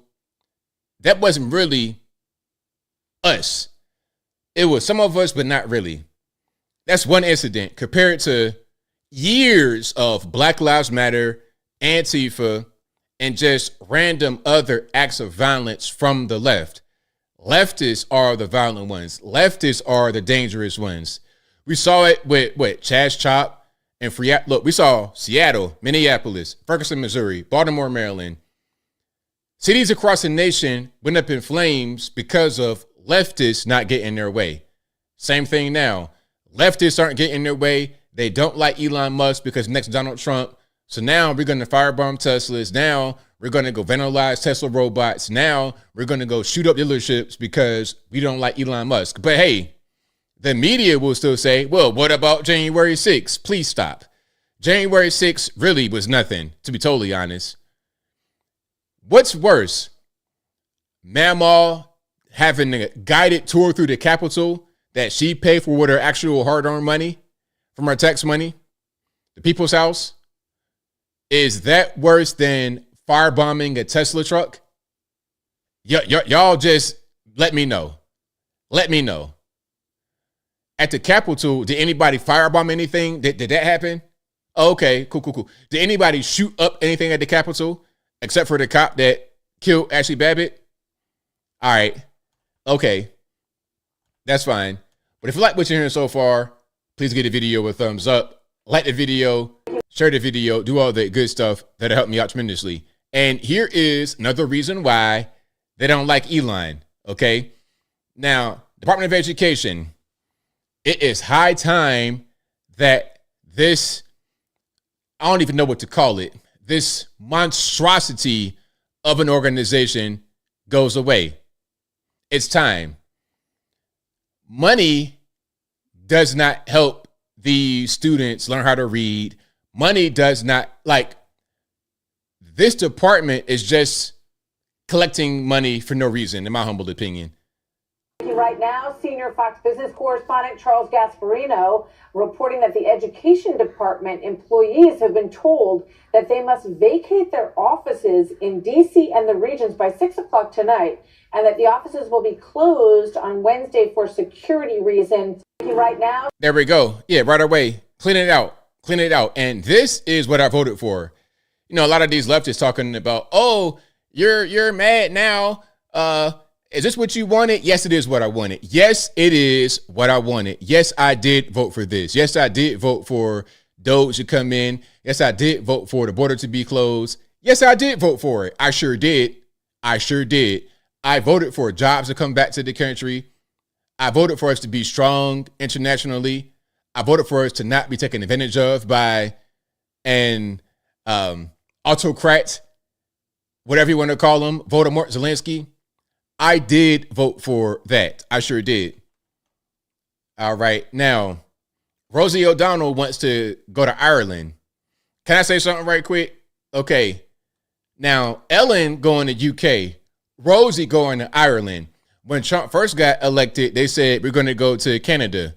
Why not go to Jamaica or the British Virgin Islands or Barbados, somewhere in the Caribbean? They speak English. Why you got to go to another cold white place? It's because Rosie O'Donnell and Ellen, etc., they live in 100% white places here. So they want to go somewhere that's like where they already live at. But then they'll tell you Black Lives Matter, right? And if you want to live where they live, you're a racist. That sounds like gatekeeping to me. Hey, don't live where I live. I don't want you peons up in the hills with me and these other fine white people. I'm going to go to another place that has some more fine whites. I'm going to live in the rich white area of a white country. I'm not going to Jamaica. I'm not going to Trinidad. I'm going to the whitest of the white place in this entire world, while at the same time saying Black Lives Matter, hands up, don't shoot. That's how they do. All right.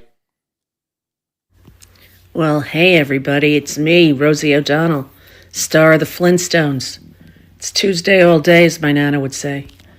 And I'm here in Ireland. And it's beautiful and warm. Not physically, it's actually quite cold. Moved here on January 15th.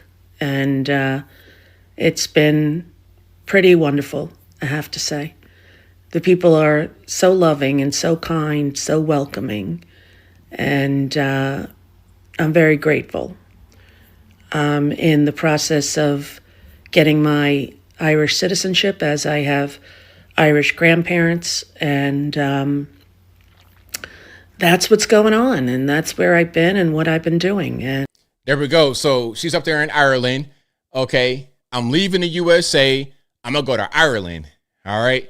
Now, shout out to the Irish out here. If you're in Ireland or if you're in UK, let me know. Is Rosie O'Donnell welcoming your neck of the woods? Do you guys want Rosie up there? Y'all let me know. Give me your 2 cents on Miss Rosie. Now, here is the T-Sitch. Now, if I said that wrong, y'all let me know. But he's like the Prime Minister of Ireland. If I'm saying it wrong, please correct me. But there was a question from the crowd when he's there with Trump in the Oval Office in the White House about Rosie. Ireland is known for very happy, fun-loving people, great attitude, many in this room right now that I've met. Why in the world would you let Rosie O'Donnell move to Ireland? I think she's going to lower your happipiness level. That's true. Thank you. I like that question. Mr. Do you know you know who she is? Yeah. I'm joking. You better off not knowing. Hey, don't even worry about who that is, man. It's all good. He probably know nothing about who Rosie O'Donnell is. So yeah, shout out to the T-Sitch, shout out to Trump, and shout out to the reporter for the lighthearted question about Rosie going to Ireland. All righty. Now, this was funny probably from that same time. Trump talking about Chuck Schumer, saying I thought he was Jewish, but he's Palestinian now. So Trump has revoked Chuck Schumer's Jewish card. Hilarious. Blame the Democrats. And Schumer is a Palestinian as far as I'm concerned. You know, he's become a Palestinian. He used to be Jewish. He's not Jewish anymore. He's a Palestinian. Okay. Blame the Democrats. And Schumer is a Palestinian as far as I'm concerned. You know, he's become a Palestinian. He used to be Jewish. He's not Jewish anymore. He's a Palestinian. Okay. There we go. So shout out to Trump for taking the Jewish card away from Chuck Schumer. He's Palestinian now. Trump is a funny guy. He pretty much just said what's on his mind. It's not really a big thing to be so political. He said what's on his mind. Now, speaking about saying what's on your mind and keeping it all the way real and not holding any kind of punches, this was funny. So we have a new congressman from Delaware, Tim McBride, now known as Sarah McBride. Obviously, he is a boy, a male, a man, an XY, him, but he identifies as a woman. Now, there was a bill, I think it's passed, a bathroom bill for Capitol Hill. If you're a man, go to the men's room. If you are a woman, go to the women's restroom. But some are a little bit offended by that.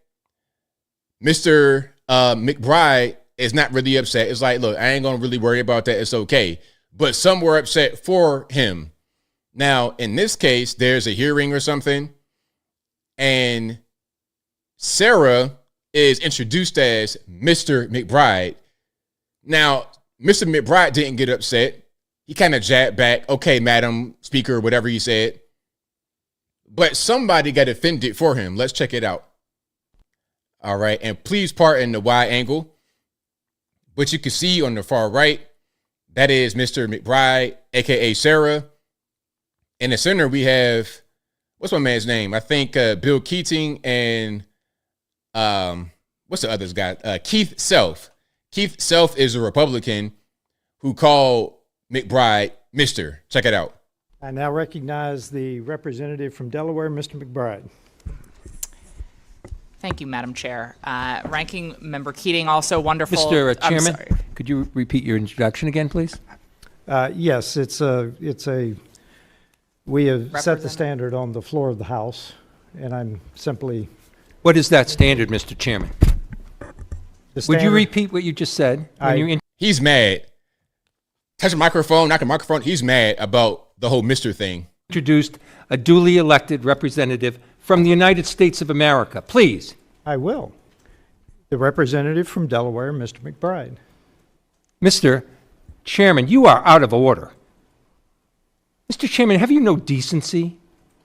I've come to know you a little bit, but this is not decent. We will continue this. You will not continue it with me unless you introduce a duly elected representative the right way. This hearing is adjourned. I'm going home. Slamming them.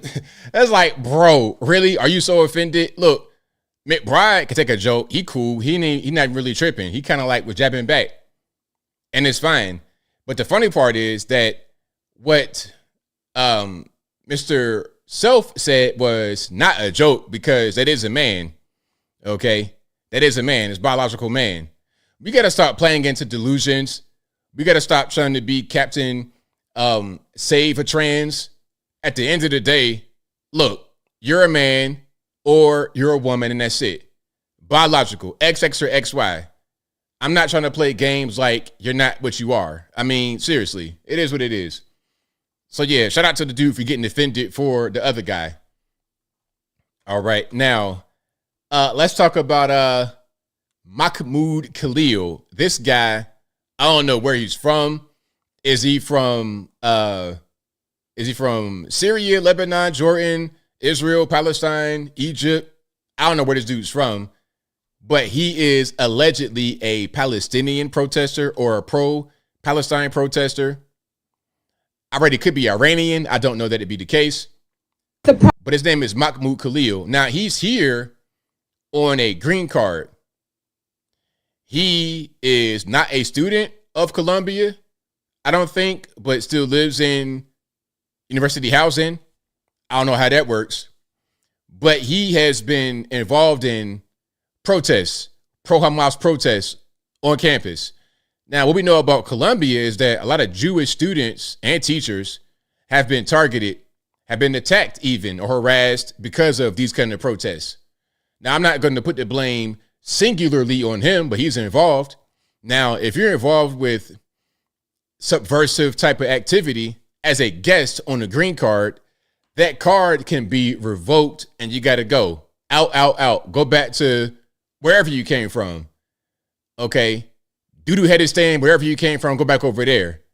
Don't be over here trying to do stuff like that. Matter of fact, how about this? How about I go to Syria with a big cross holding like Jesus, walking around Taliban or whoever's over there? What if I did that? Man, listen, my protest would be very short-lived. It wouldn't be no trial. It wouldn't be no court date. It would be you get deleted right there on the street and nobody would say a word. So I think we're being gracious by saying, okay, we're going to revoke your card and send you back home. First class flight on us, on the house. Take that. Go over there. I think we're being fair, but some don't agree. All right, let's watch. Primary objective of moving the fight forward to bring Mahmoud back to New York so that we can fight his case here and get him released back to his 8-month pregnant wife, back to his amazing community, back to all of you. What we did today is we set a schedule. We made clear that this is going to have to be hashed out in the days to come. And that's what's going to happen. So over the course of the next week, we will be fighting to bring him back here, fighting to keep this case in this court, and ultimately fighting to have him released.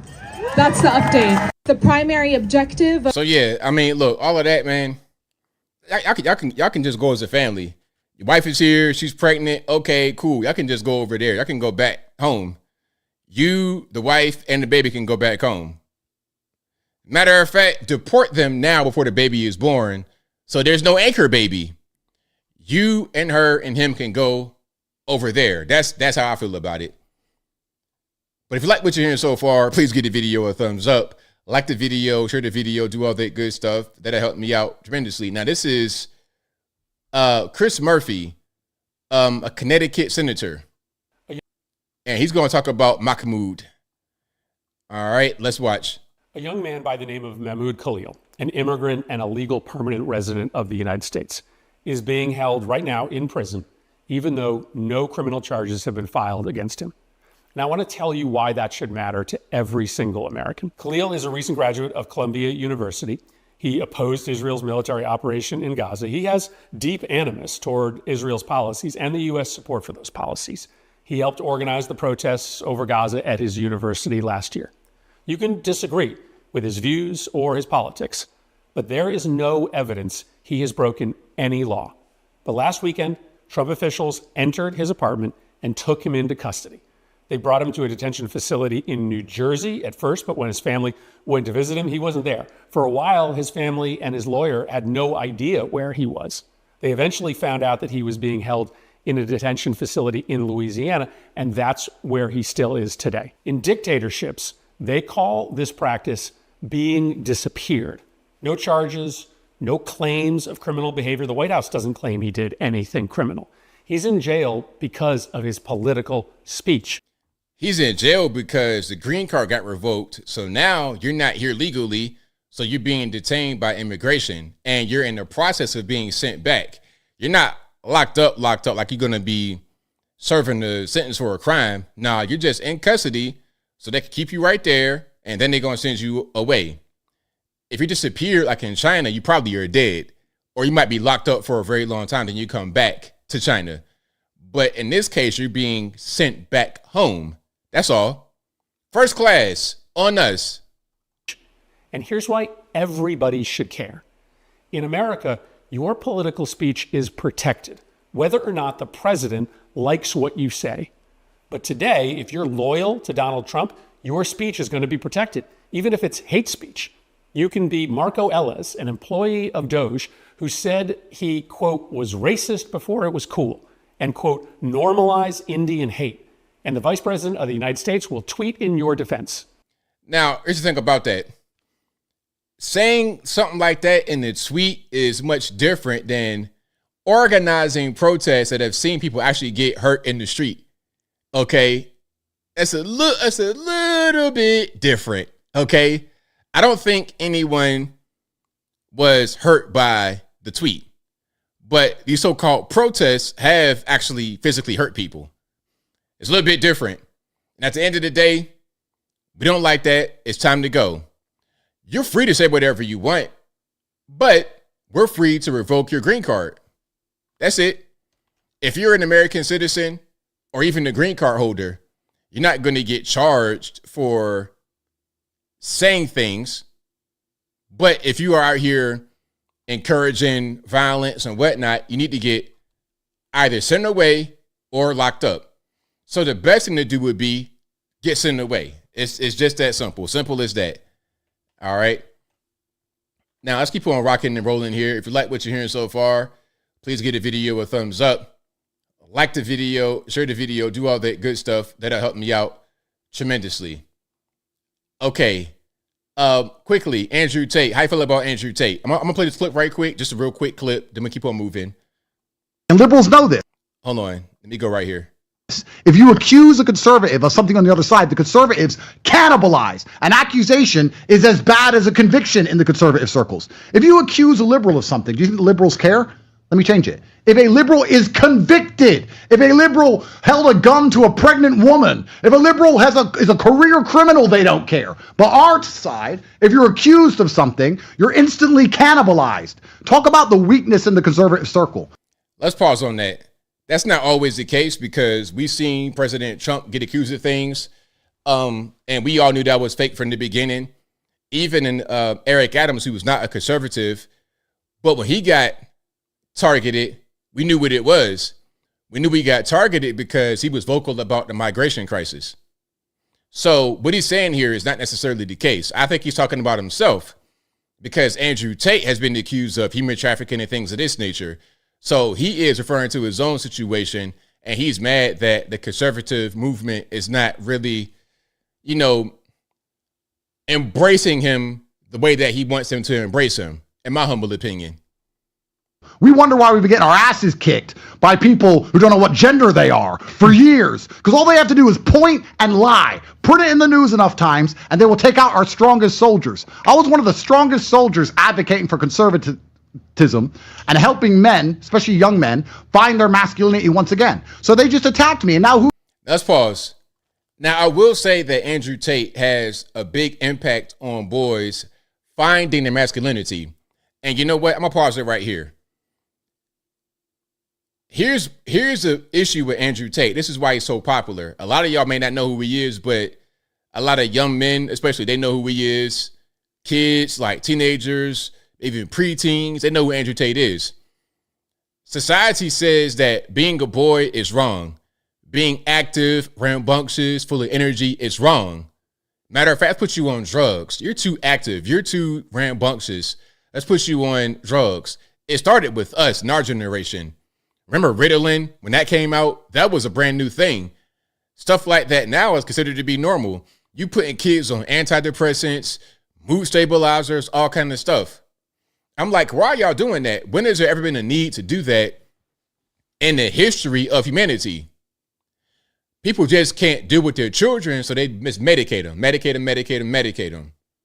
And then they want to show them all this LGBTQ elementary propaganda. They want to make boys be soft, feminine, weak, transgender at 12 years old like Dwayne Wade did his boy. It's so much of that going on, and there's a big push from mainstream media, Hollywood, music industry, everywhere to feminize boys, to control them. That's the ultimate thing here. I think it's planned from up top. Feminize the boys, make them soft, make them, kind of malleable or a lot more malleable so we can control them. So we, the elites, will dominate everything. The problem is boys naturally don't want this for themselves. So they're going to be starving, thirsty for a masculine figure to look up to aspire to be like. And that's where this man comes in. Very popular on social media. He says things certain kind of way that they like. I got a Bugatti. I got money. I got the women. I got a Bugatti. They like it. If Andrew Tate is a problem and conservatives want him to be gone, you have to have an alternative for him. He is filling the void. Without that void being there, he couldn't exist in the way that he exists. Fill the void by allowing boys to be boys, by encouraging boys to be masculine, by encouraging young men to be masculine. Fill that void, and Andrew Tate won't be the problem. Andrew Tate is he is the embodiment of the problem. He's what the problem has produced. Okay. The lack of masculinity, the lack of father figures a lot of these times, boys got soft dads in their house, no dads in their house, henpecked dads in their house. There's nobody masculine to look up to. That's the reality situation. So, yeah, people are upset about him, but I think the focus should not be on him. It should be on greater society, not feeding the boys what they need to become men. And boys are desperate trying to find it. And until we fix that, you're going to see more Andrew Tates. And here's something else. If Andrew Tate was to get locked up, banished, deleted, there'll be another guy to come up just like him. He'll be replaced. When Kevin Samuels died, rest in peace, when Kevin Samuels died, he was replaced by Kendra G. If Andrew Tate was to get locked up, it'd be the next guy to come along to be just like him. Until you fix societal problems, he's always going to be there. It's like Neo in the Matrix. when he went and figured out that there was a bunch of him before him, it's because the system always creates it. It's going to be a constant thing. The way everything is set up, he's inevitable. That's why I said it in my video. He's inevitable. Okay. Now, hold on. Blonde Mom. Here's a great message right here from Blonde Mom. Blonde Mom 93 says, Matt Walsh teaches the same message to young men without being a douche. Matt Walsh is not a masculine figure. Matt Walsh is soft. It is what it is. Matt Walsh, come on. Okay. Matt Walsh is the kind of guy that would not go to the beach with his shirt off. Matt Walsh ain't going to do no push-ups, no sit-ups, no physical activity. Matt Walsh does not have masculine energy. I'm sorry, he doesn't. It is what it is. This guy has it.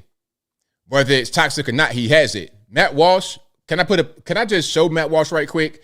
And I'm not trying to attack Matt Walsh. I promise I'm not. I'm just being real. Okay? Y'all know. I don't lie to you guys. I keep it all the way real. Matt Walsh will not fill that void that boys are looking for. Look at this guy. Hold on. You mean to tell me, wait a minute. Can I get a better picture?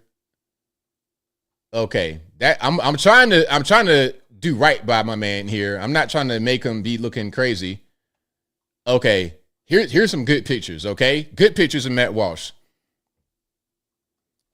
That's going to be the pillar of masculinity, of strength, of power. Him? For real? I'm sure he's an amazing guy. His wife loves him. The kids love him. I'm sure. Boys are not going to look up to a guy like that.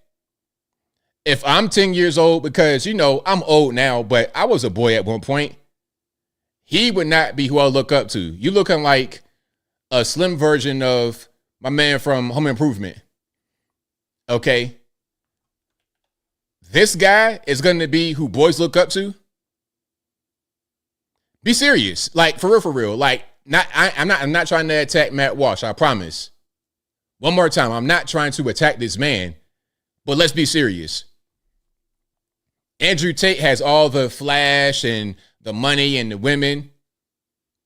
This guy, normie.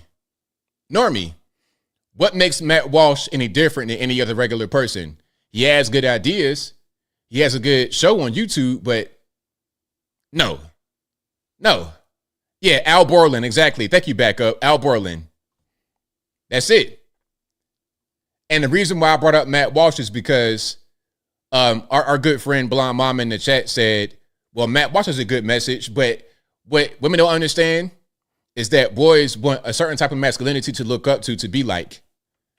When I was a kid, I wanted to be like my dad, especially, but other men like wrestlers, guys that are tall and they got muscles and the women like them and they got away with words and they say things that make sense and they push me to be masculine. To do push-ups, sit-ups, lift weights, play sports, masculine things. Matt Walsh does not have that.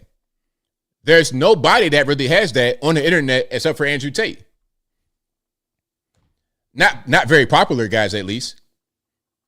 So, again, if you want Andrew Tate to go away, you have to solve the problem in society where there's a lack of masculinity, where boys are encouraged to not be masculine, to be more like girls.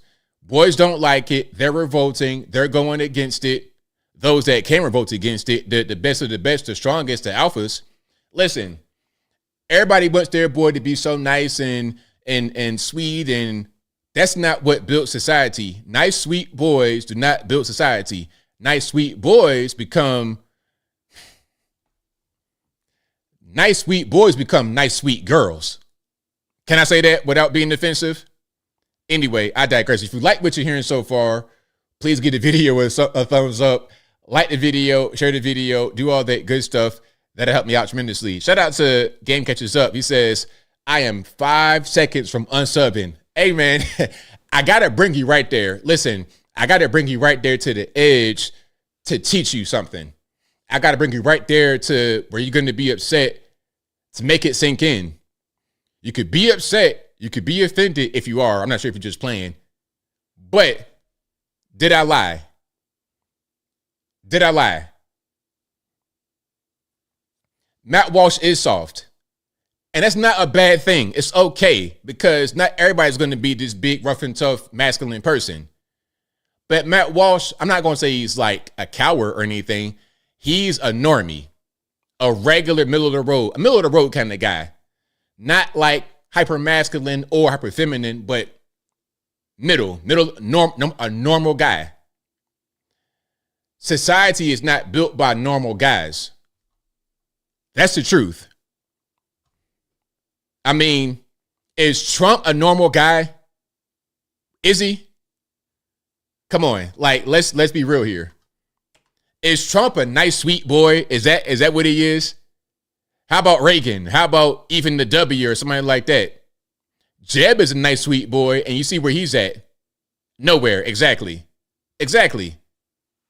Ron DeSantis, nice sweet boy. Where is he at? He's a great governor. Can he become the president? Is he going to be top of the top? I'm just saying.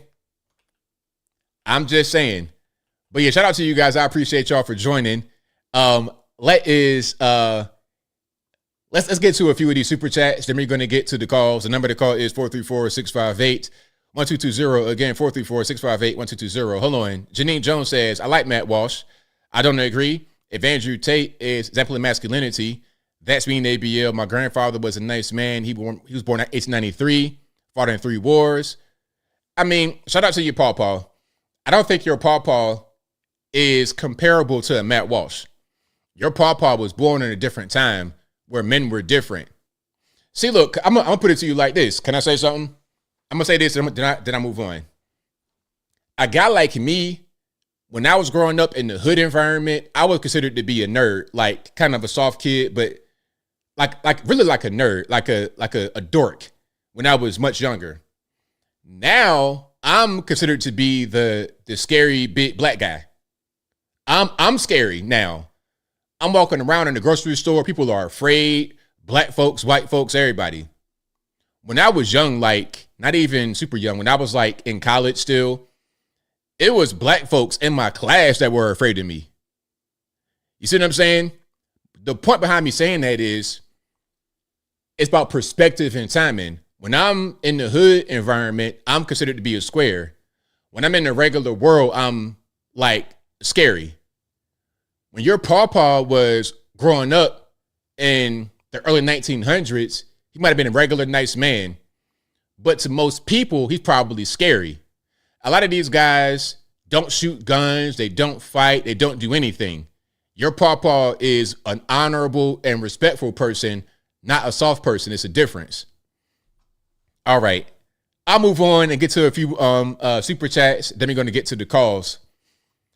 All right. Let's go to where we at. Thank you to the White Man for gifting 5, 10, 15 ABL memberships. Thank you for that, man. Definitely appreciate you with the memberships. Thank you to Kai's Posthumous, who says, what say you about women working in the labor force? I mean, it's fine. I don't think women enjoy working in the labor force that much, but I'm not necessarily against it. I think that if you're able to do a good job of whatever you're doing, you should do it if you want to. Yeah, I'm not really against that, but I think the whole thing of feminism and making things equal was a scam to get women to pay taxes as well. It was a scam to make them pay more money into the actual pocket. Okay. Heather Bro says, I'm not scary. I know I'm not a scary person. I'm a nice guy, but you got to understand, if you don't know me and you just see me outside walking, big, tall, 6'3", dark-skinned dude, I'm big, I'm kind of like athletic. It's scary to a lot of people, black people especially, scared of me. I'm in Home Depot, walking down the aisle. It's been so many times somebody kind of like jumped and stuff. It's like, sir, I'm just trying to get a bird feeder or something. Like, I don't want to hurt you. But I've had that happen a lot of times. Friend of mine, shout out to my homie, I ain't gonna say his name, but he told me, he another black dude like me. We look very similar.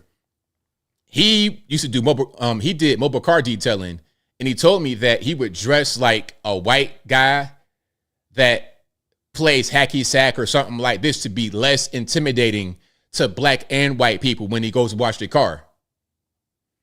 Fun fact. All right. Thank you to Kaius Proximus, who says, what say you on the Department of Education 50% reduction in workforce? I think we need to go ahead and just eliminate the DOE, Department of Miseducation, delete that entire thing. What has the DOE done for education in this country? Seriously. In any point in the past 20 years, 30 years, what have they done? Not a whole lot. Exactly, Haley. Like, I'm a tall person, tall, dark-skinned guy. Automatically, I'm the criminal. Automatically, I'm the criminal. So it's okay. It's fine. I don't really trip. But I move a certain kind of way to make everybody feel comfortable. Anyway, let's keep on moving. Thank you to Kaius again, who says, how about Premier Ford in Canada voting on tariffs? They had no choice. I mean, what are they going to do? We say we're going to put a tariff. What are they going to do? They have to play ball and no other choice. Thank you to 1,000-pound baby grand piano, who says, all this McDonald's makes me feel satisfied and content. Thank you to 1,000-pound baby grand piano, who says, with beef tallow, I can eat Five Guys all day. Thanks, RFK. Oh yeah, I did see that with the beef tallow at what was that at Five Guys, or it was Steak and Shake, the one I saw. Hold on. Yeah, I think I have it right here. Matter of fact. So yeah, Steak and Shake. So he said Steak and Shake. I ain't gonna play the video, but he said Steak and Shake having a little bit of a talk about the beef tallow. 100% natural beef. Was it beef tallow? So yeah, shout out to RFK. I like what he's doing. RFK Jr. also says he wants to have all food dyes gone by the time he's out of office. So within 4 years, within 4 years, we want all the food dyes out of there. All of them, not just this or that, everything. Let's get it out of here. Matter of fact, hold on. Let me show it to you right quick. All right. Kennedy rattles food companies with vow to rid food of artificial dyes. Mr. Kennedy told executives of major food companies that he wants synthetic colors removed from their products. Decision time is imminent. Okay, so no more fruit dyes at all in food and fruit products. I'm with it. I love it. I love it. And I want you guys to also eat natural food, more organic whole food. Hold on. Matter of fact, I got a video to play. I know I'm getting beyond my time, and y'all please forgive me. All right. Let me show you something right quick. And this is probably a prime example of some things that are going on. Hold on. Let me see if I can get it, because someone tried to, oh, here we go. Here we go. Now, is it going to load? Okay. This young lady is trying to show, hold on. She's saying this right here is $115 in groceries. Now, I'm going to play this, and I want you guys to show me where the actual food is. All right, because I don't see much food on this table, on this kitchen island. Countries that wonder and say that Americans are just fat and lazy and they don't do anything to better themselves. This is what 115.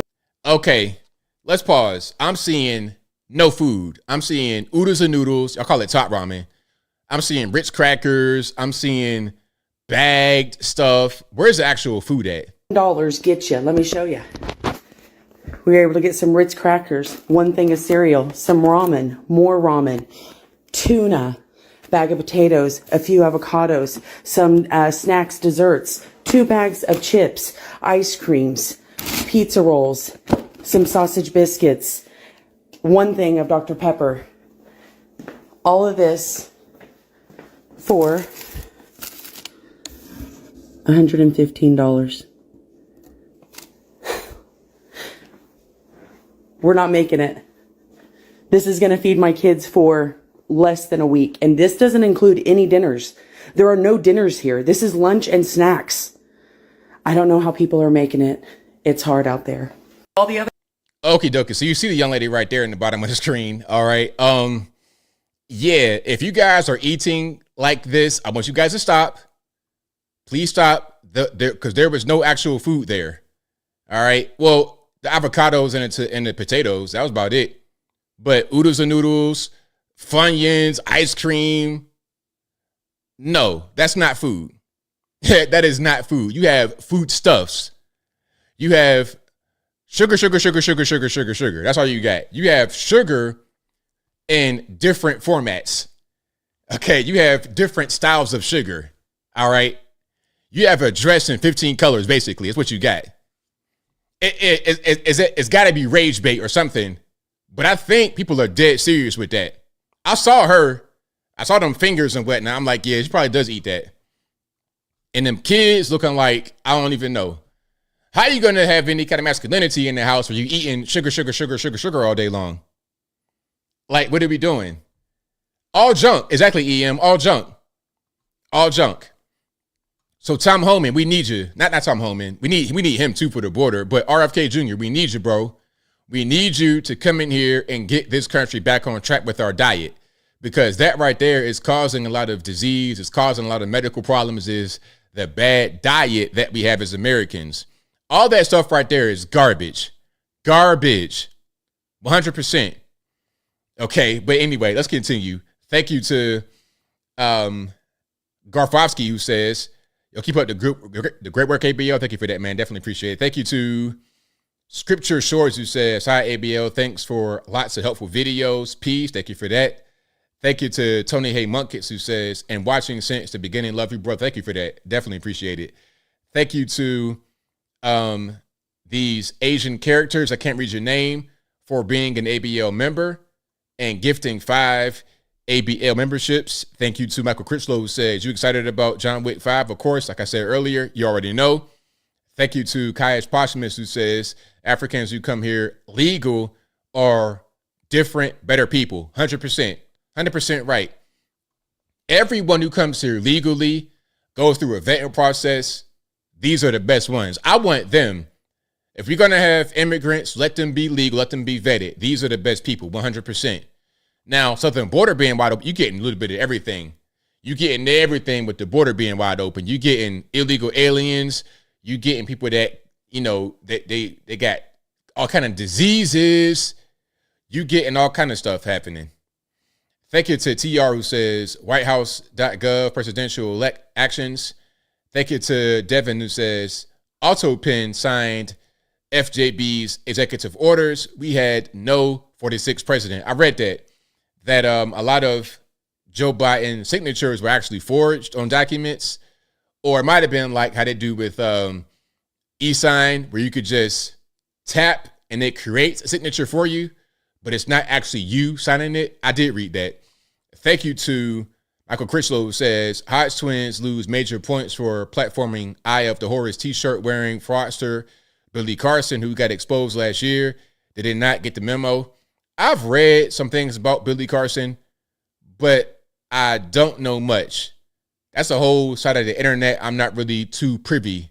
I don't know nothing about that side of the internet. I might have seen the video here and there or like a thumbnail about him, but I don't know anything beyond those thumbnails I saw.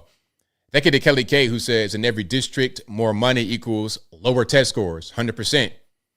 Because the money just goes toward people that just want to get paid. They don't care about the kids. They care about their vacations and their Bugattis. They care about materialism. They don't care about education when you're talking about these really big pay increases. Thank you to Lou Maldonado, who says, outstanding base commentary. Sir, thank you for that. I appreciate you. Thank you to Black Suburban Dad Reviews, who says, ABL, you're telling me leftists are attacking Teslas. I think I might trade my car in for a Tesla and drive through progressive Seattle. I'll just tell people I'll tell the cops I was just defending myself. Exactly. There you go. That's a good alibi. Thank you to Jag, who says, here's a new chat box from Mr., Mrs., Mrs. How about MX, Sarah McBride, MX, Bill Keating. Like, you know what? All of that stuff right there. he, them, she, all these pronouns. When I was a kid, I was just taught the regular stuff, right? And I think that is correct. I was taught the English language. I speak it well enough. I don't need to learn more. I'm good with words that are really basic, like your gender pronouns. I think I've learned all of them. Mr., Miss, Mrs. That's it. That kid Kelly K who says Tate was demonized for his cam girl service that competed with OnlyFans. Check out who owns OnlyFans. Hint, look in the early life section. Well, he also made money on OnlyFans as well. When he was in Romania, he had a lot of fans on he had a lot of girls on OnlyFans in Romania. So, you know, that's that. So I think it's Alicia Salvatore who says, do you think that a mom with kids is always an off point with meeting guys, even if the girl is great? Okay, it depends on the guy. It depends on where he is and how old she is, how old the kids are, how old the man is. If a guy's like 25 years old and she is like 27 with kids, that ain't gonna work. I wouldn't tell her to do that or him to do that. But if he's like 40 years old and she 35, her kids are kind of old or they grown, it ain't no big deal because they older in their life. But young people, it ain't really gonna work, in my opinion. And if they both got kids, it's fine. If you are 37, he's 40, y'all both got kids and they kind of getting older or grown, it don't even really matter. It's y'all kind of probably would be, yeah, it'll make sense. Thank you to Idizio who says, Matt Walsh and Shapiro are pushing for Derek Chauvin to be pardoned. I think they're bugging out. We have real issues to address like the economy. I agree. I don't know why they're doing that. It just seems kind of weird to do it right now. Because even if they get a pardon on the federal level, he'll get transferred to a state prison and still not sent home. And I don't have faith that he'll be released in Minnesota, true blue Minnesota. Even Reagan lost Minnesota. He let Mondale have that, but still, you get my point. I don't see the actual plan here. I don't see them thinking beyond step one. They're still step 2, 3, 4, 5, 6, 7, 8, 9. It just seems kind of weird to me. Think it's right without a reason who says the manly tater tot said, just move it out of the way. Nah, I can't read that one though. That might have been the joke, to be totally honest, but I get your point. I do get your point. But I won't read that comment because, you know, it's a family show. I think it's a Bob K MIT who says, hey, ABL, did you see how many people didn't agree with you on that Norcom high school runner? I saw that. It's fine. I knew it was going to be like that from the beginning. I knew before I recorded the video what the comments are going to be. So I don't really care. Thank you to Simply Grace who says, did you talk about the track whack runner? I did earlier in the show. Somewhat, at least. Alrighty. But yeah. And to add on to that about the girl in Norcom, I don't know. As I said in my video, and I could tell who watched the video, who listened, and who didn't. I said from the beginning in my video, yes, I am from Portsmouth. I've not lived there since 1998. I grew up there for a big part of my childhood. From age 3 to 13, I lived in Portsmouth. But I don't know the young lady, and I don't know her parents. I don't know them at all. So that's that. But I knew that it'd be an accusation. He's from there. He knows them. I am from there, but I don't know them. All right. And the other girl came from Lynchburg, and that's not far from Roanoke. And I spent a lot of time there as well. That's from my dad's side, from in Roanoke. So anyway, let's keep on moving here. I'm way past my time. Let's get to some calls here. The number to call, 434-658-1220. Again, 434-658-1220. Yeah, pardoning Derek Chauvin, though. I see a comment. Pardoning Derek Chauvin, it won't just make him come home. It just won't. So we got to just think a little bit logically here and not just say, okay, I feel like he should be pardoned, therefore let's let it happen. Well, do you want him to get pardoned because you feel like that, or do you want his release from prison? It's two different things. It ain't the same thing. pardoning him will not grant him release from prison. It just won't. All right, let's get to the calls here. Let me get my sound together. All right, let's go. 843, you're on the line. Who am I speaking to? ABL, it's Roco call from Myrtle Beach, South Carolina, my friend. How are you? I'm doing well. About yourself? Man, I'm so glad to hear you and see you, man. You're looking good with your little salt and pepper. I'll put you on the spot, though, right now. For all you IGs out there, Sheree, Alien Spaceship, I just watched your first time I got red pill video. Do you remember that? Barely. Barely.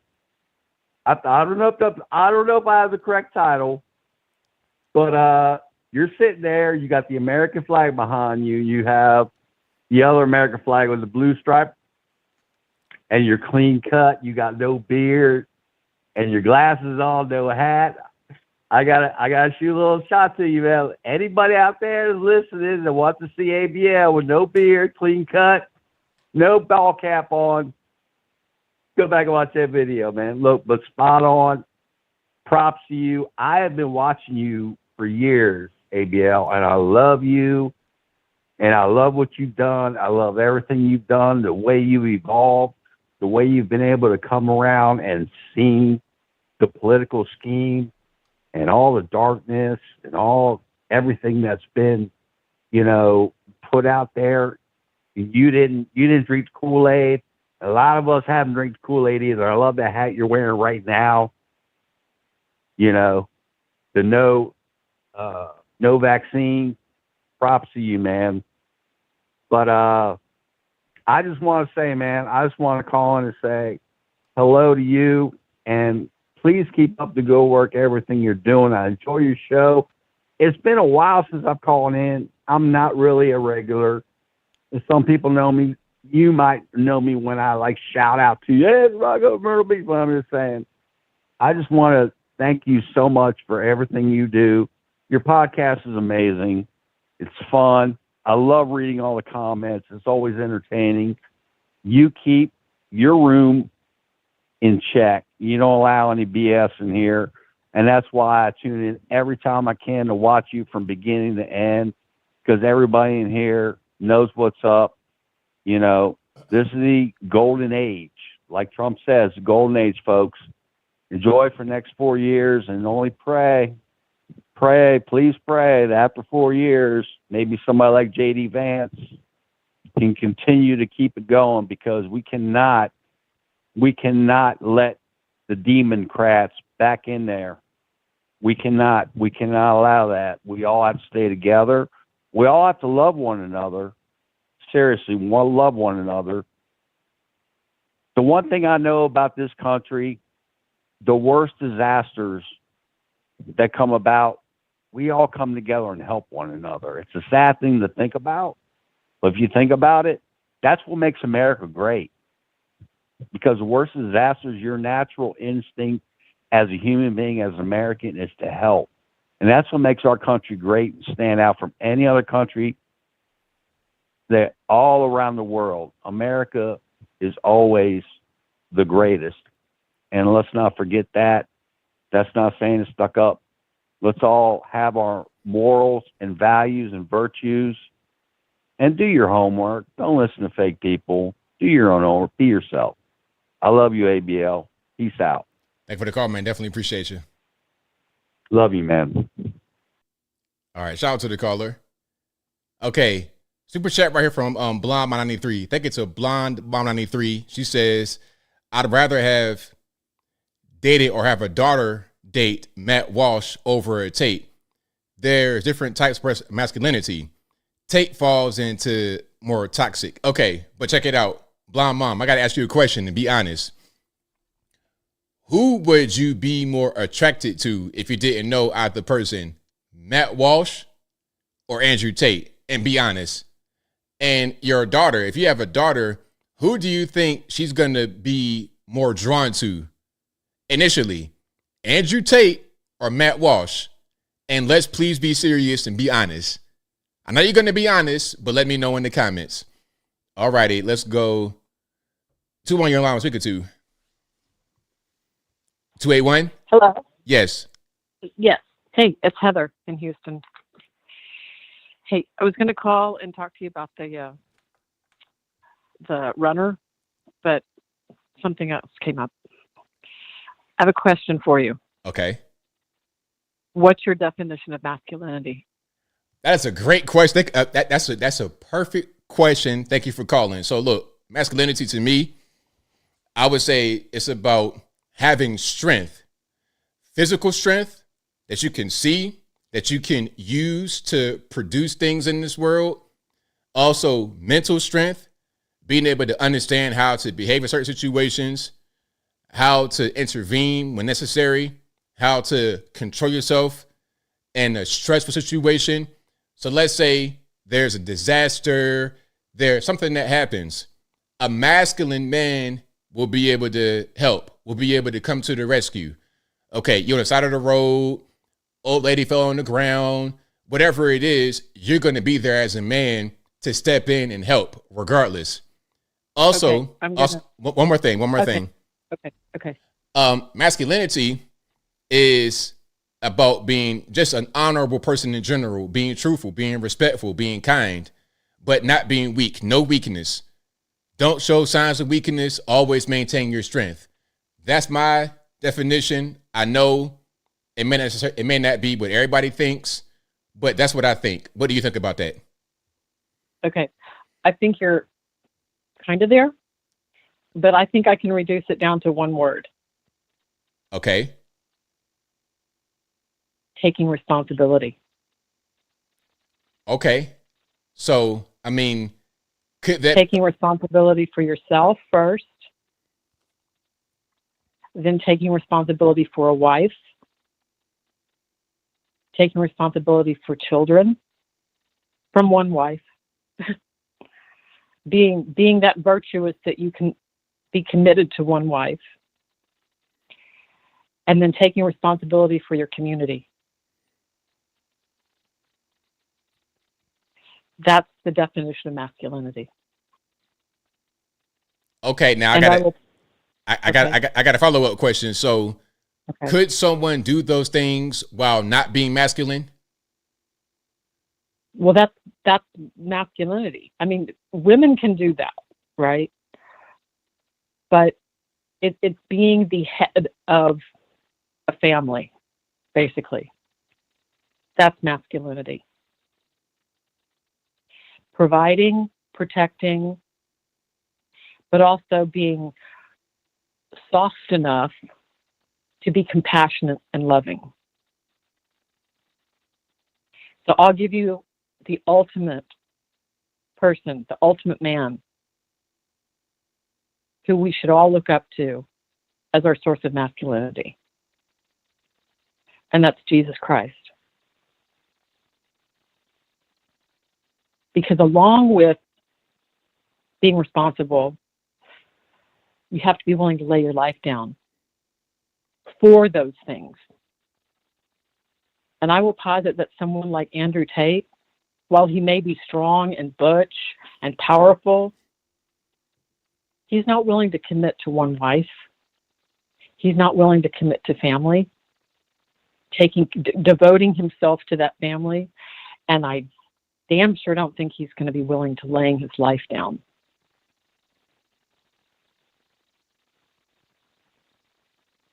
He may look manly, and he may be appealing to young 13-year-old boys, but ultimately, masculinity is being a father, like God is a father. And that's where men need to get their masculinity from. And I will tell you, if that changes, women will fall over backwards for that kind of a man. He didn't have to be big and strong and virile, and he could be like my dad, who was 5'5". But that man went to war for his country, for his family. He was responsible. He was honest. He was respectful. He didn't talk a lot. He didn't yell a lot. But when he spoke, other men listened because he had virtue.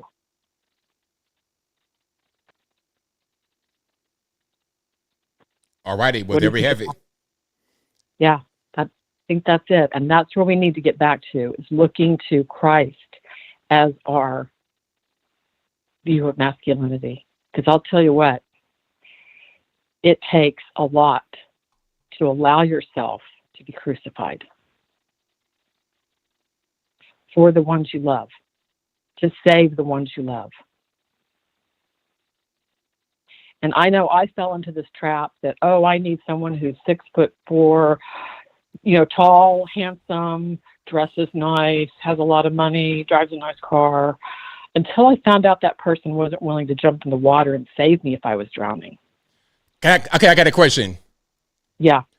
When did you realize that thought process was a bad thought process? At what age?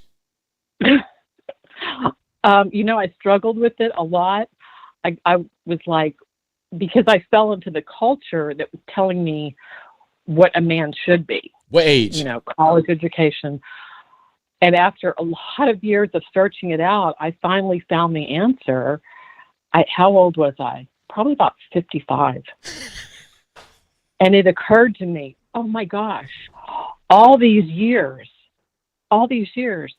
that's what I've been looking for. And how many truly manly men have I overlooked simply because they didn't fit the physical appearance? But maybe they were smaller, but honey, they had a heart of gold. And they would have gone to bat for me and my children. To provide, to protect, to be a role model, but also humble enough to know that they can't do it all on their own. They need a greater power in themselves. And that they need to look beyond even what's in this world. They need to look to God for that. And honestly, all the mean tweets, all his comedy, that's not what gets me about Trump. What softens my heart and makes me know I'm safe with him as a president is when I see him hold those little grandchildren's hands and make sure they get to that helicopter safely. When I see his children that just adore him and how he adores them and how lovingly Melania looks at him. Right on. I don't want to cut you off because we got, a little bit of time. But thank you for your call. I really appreciate it. Thank you for your call. You're welcome. Have a good evening. All righty. Bye-bye. See what I'm talking about? 55 years old. So what is so let me tell you what happened. 55 years old now, it's like, okay, I done already experienced my youth and had fun with the boys, with the 6 foot tall, the muscles, the same thing that all the women want. When you're watching these dating shows, it don't matter how they look, how old they are, what they want. 6 foot, 6-pack abs, money, that's what they want. Every girl wants that. Every boy wants to be that. Andrew Tate is that. Matt Walsh is not. Must these young boys wait till they get to be 60 years old to find somebody that loves them for them? Like, this goes beyond the natural order of how things are. Men are supposed to be masculine. The most masculine, the most money. They've always been the dominant men in society. Always. And it ain't never going to change. All right, Tariq, what's going on? Hey, what's going on, man? First, I got to say, man, women cannot tell men who's masculine and who's not. It's very frustrating where I hear women try to tell men what define masculinity for us. If women knew what masculinity was so much, then why every time they raise boys by themselves, these boys are hyper feminine, They don't know how to control their masculinity. They're always getting in trouble, or they act like women. You know what I'm saying? Because the women cannot tell a man who's masculine. They don't even know what that is. So it just frustrates me. And the second thing, man, when it comes to Andrew Tate, when people say he doesn't take care of his kids, like, how the hell do they know that? Are they in his home? I've listened to a lot of his interviews, and from what he's saying is that he has multiple wives and a lot of kids. Now, it's his prerogative to have multiple women. If he's telling women, hey, I'm just going to let you know I'm in a polygamous relationship, I got X, Y, Z wives here, and there, and the woman still agrees, then that's on that woman. Like, the thing is, I don't know why we treat women like kids where they have no agency. You know what I'm saying? If they agree to it, they agree to it. And then, when I'm hearing about Andrew Tate's trials and his cases, I do find it interesting that you can have a case going on for 3 years.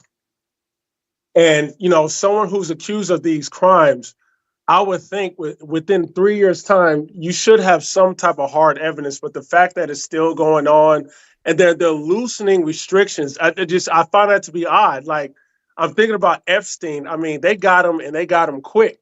I can imagine them just investigating Epstein and then loosening restrictions as it goes, then allowing him to travel outside the country. To me, that's showing your case is falling apart, in my opinion, because it's just like, you should have something concrete. I've also seen videos of Andrew Tate's accusers, women who are accused in Romania, coming out and saying, no, I'm not a victim. I don't know why they have me here. Andrew Tate is good. He's not doing anything wrong to me. And I find that to be odd because, like I said, I think about people like Diddy, people being accused, and where's all of his women coming out to defend him? Where's all of his exes coming out to defend him? I find it interesting that Andrew Tate has a lot of exes and women coming out to defend him. I mean, for someone to be such a misogynist, to hate all women, why does he have so many women in his corner? So all of this, to me, in my personal opinion, I think the hatred towards him, well, from the left perspective, is what you said earlier. He is bringing a lot of young boys to the conservative movement, which is a counter to what the liberals have, because what the liberals do to bring young people to the liberal movement is they have their Hollywood media, they have the school system, they have big businesses all tilting to the left, targeting kids at a young age. So this is a counter movement, in my opinion, as to one of the reasons why Andrew Tate's hated. The other reason why I think he is hated is he does talk about foreign policy.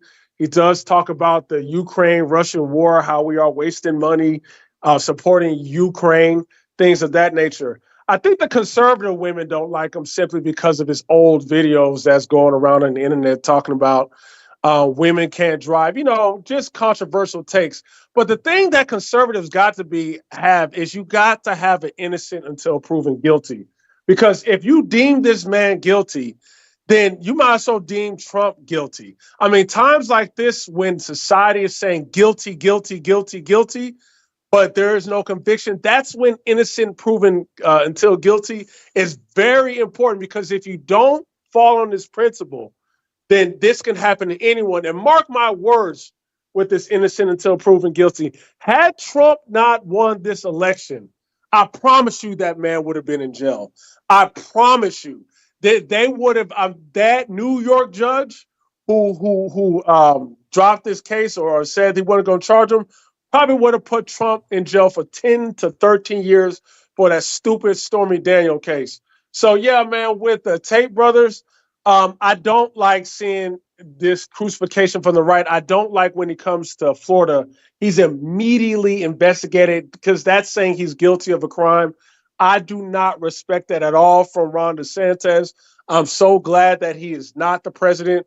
Ron DeSantis probably wouldn't even freed any of the January 6th protesters. But I don't like, just because we don't like someone, because that's how liberals act. It's like, because we don't like someone, they must be guilty of a crime. I don't like that. And I'm going to tell you like this, guilty men, especially accused of self-trafficking, for what I've seen, they're not just loud and out. Like if you have cases, you're quiet because you know, damn, man, they can really get me. Or they talk through their lawyers. This guy is going around talking loud. He's even saying, if you look at his X page, he's like, Florida, lock me up. Like, bring the case. Like, bring it on. That doesn't make any sense for someone who's guilty. So all I'm saying is we need to do it. Innocent of proven guilty. Women cannot tell men what a masculine man is because we see how they raise their young boys as a single mother. I think men need to continue to find their own avenues. Look up to more respectable alpha men like you were talking about the straw talk. It doesn't have to be Andrew Tate, but any other type of man, that's fine. But we got to stop listening to women and having them tell us who we should be following. This is exactly why Andrew Tate is rising, because of women like that previous caller trying to correct men on how to be men. You don't know how to be a man because you aren't one. And that's all I got to say, bro. Thank you for the call, man. Definitely appreciate you. Take care. Hey, Tariq had to call in and just shut the whole. Hey, that was a great call. Hold on. That was perfectly said. Women don't know nothing about being a man. And you know what's funny is that I see some of these gay dudes online giving women advice. They think, oh, he's a man. He'll know nothing. He knows what it's like to try and be a woman. He doesn't understand what it's like to be a man. Being a man is not anywhere close to being a woman. Y'all have no idea what it's like to be men, period. I can't sit here and talk about, okay, this is what's like to be a woman. I can't describe to you what your psycho feels like. How am I going to know that? How am I going to actually know that? I've never experienced it. I don't know what it's like to have a baby or to be pregnant or to breastfeed. Contrary to popular belief, men can't do that. How am I going to tell you what that's like? I don't know nothing about that.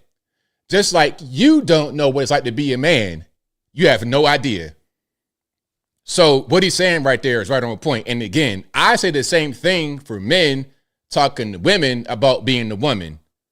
They don't know, which is why I hate these transgender people so much. Not hate, because they're going to get mad about that.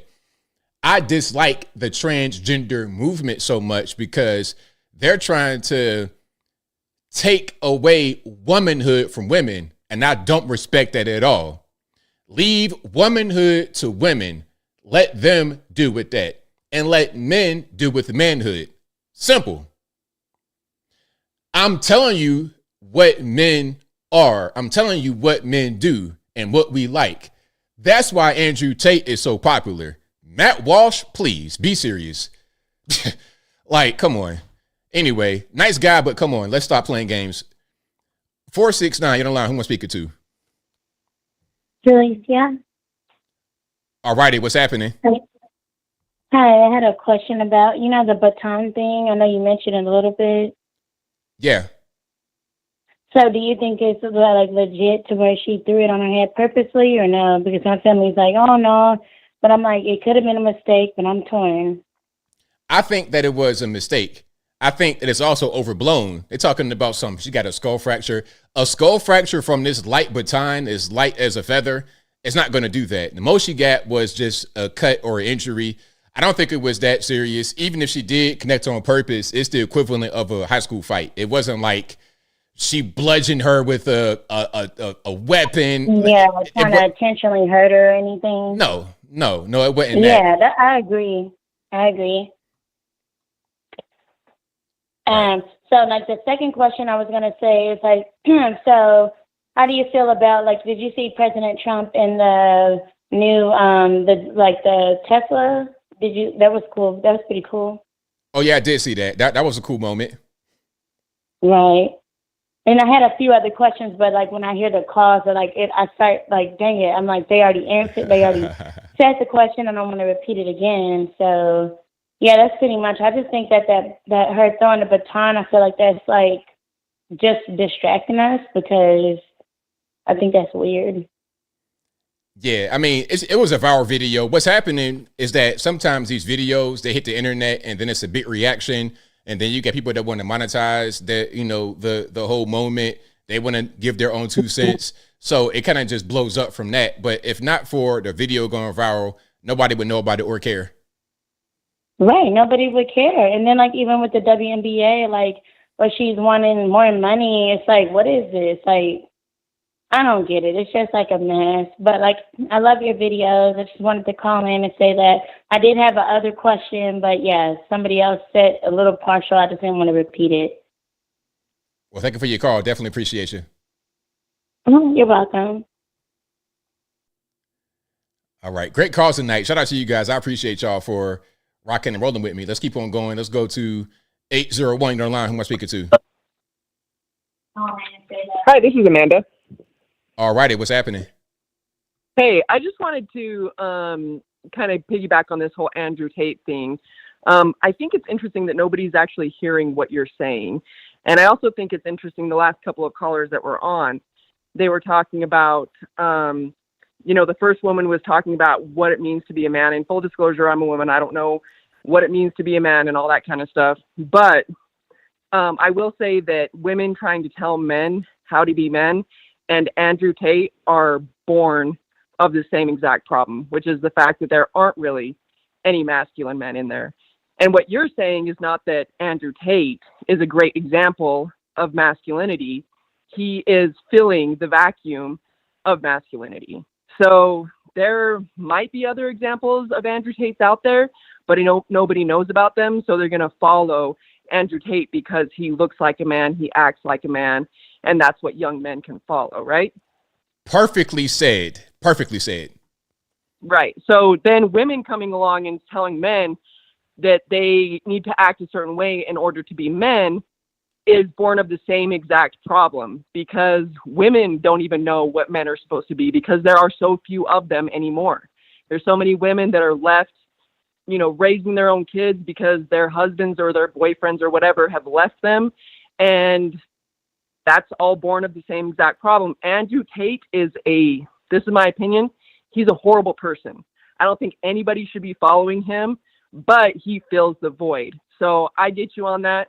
I understand what you're saying, and nobody else is understanding what you're putting down. So I appreciate you, sir. Thank you for that. I really appreciate you. Thank you for your call. Yep. Have a good one. She nailed it perfectly. He's filling the void. That's what I'm saying. It's like, okay, if not him, then who? Where's the other person? There's no Andrew Tate equivalent who is a quote unquote positive role model. Like, tell me that person. There is none. And when people try to say stuff like Matt Walsh or I'm not trying to attack nobody. I'm sorry. I'm using it as an example. These normie guys, they just don't have it. Matt Walsh, Ben Shapiro, all these guys, good people, good content. Shout out to them. Steven Crowder, good guy. Crowder's almost there, but not quite. Crowder kind of soft too. There's nobody that can be like him who is a positive force. Not right now in society. For us as kids, when I was younger, it was like the wrestlers. We looked to them. And the wrestlers, we didn't have podcast wrestlers on it where they're talking about all the nights they would have with the girls. All we had was a little promo that was entertaining. We didn't have podcasts and streams where we could see their everyday life. You see? Let's go to 528. You're on the line. Who am I speaking to? Hello, this is Pete. I'm calling you from Mexico. All righty, what's going on? What's going on? Can I exchange with you now? Whatever's on your mind, you can tell me, boss. Oh, okay. I wasn't sure if I was going to be on hold. Am I, on the show now? You're live on the show. Careful what I say. You're live. Yeah? Okay. Hello, everyone. Good night, ABL. Love your show. Big fan for a long time. I just want to get that out of the way. I had a couple of quick points, if you'll indulge me quickly. I wrote them down. First one, memo to women just in general, whether you're on the left, the right, liberal, conservative, please, like the previous caller said, please stop telling men what a real man is. There's nothing more condescending or narcissistic you can say to a man than a real man, blah, blah, blah. Okay? Half of you can't even define what a woman is. So please, respectfully, you don't get to tell a man what a real man is. We men decide that. Okay, that's number one. And I say that respectfully. Number two, regarding Andrew Tate, look, like the previous caller said, I think she hit it right on the nail, right on the head. He is filling a vacuum. Okay, because if you look at masculinity on the left, it doesn't exist. They're holding up ping pong paddles during Trump's speech. Okay, this is why they hate him, because the agenda for a long time now has been to call men, real men, what we men consider real men, toxic masculinity. And Tate rebels against that. Okay, so for anybody, following his legal case, how do you get somebody like Tate on the sidelines and destroy him?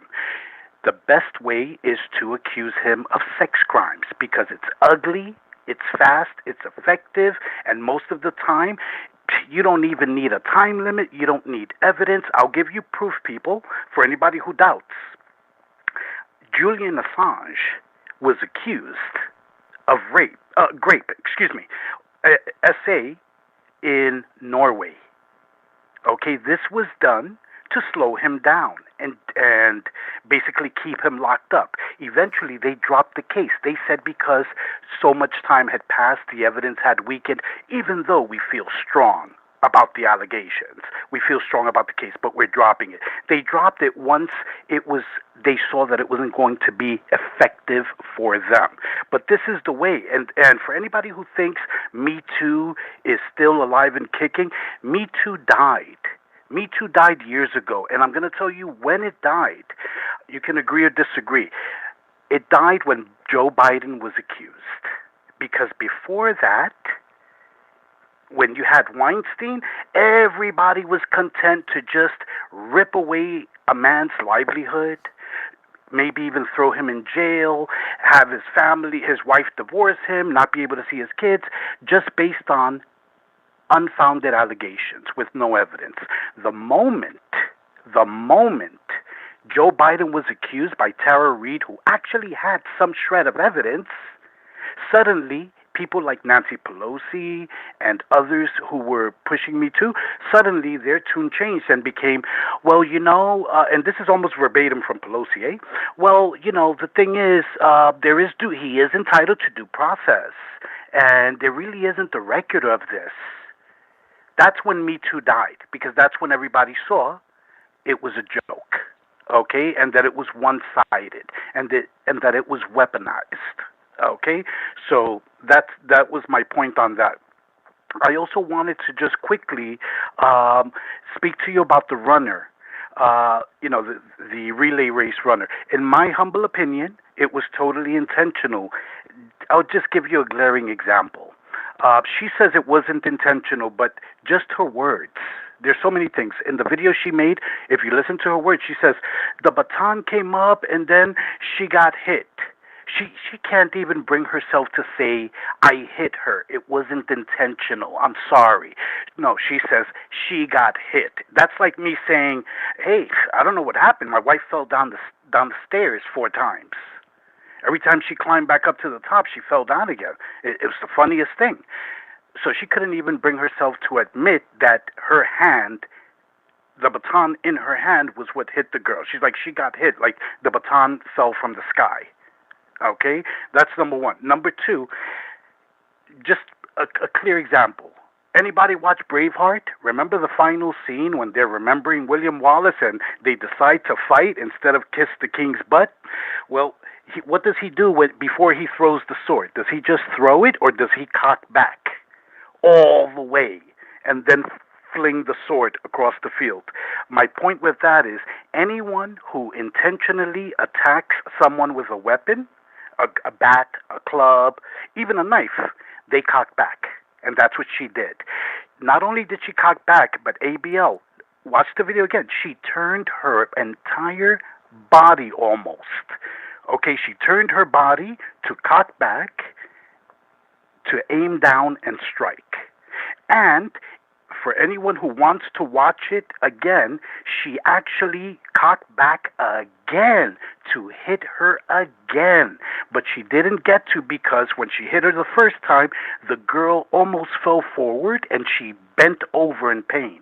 So she saw that she wasn't a threat to her anymore, but her adrenaline, she actually swung it like once or twice, short swings.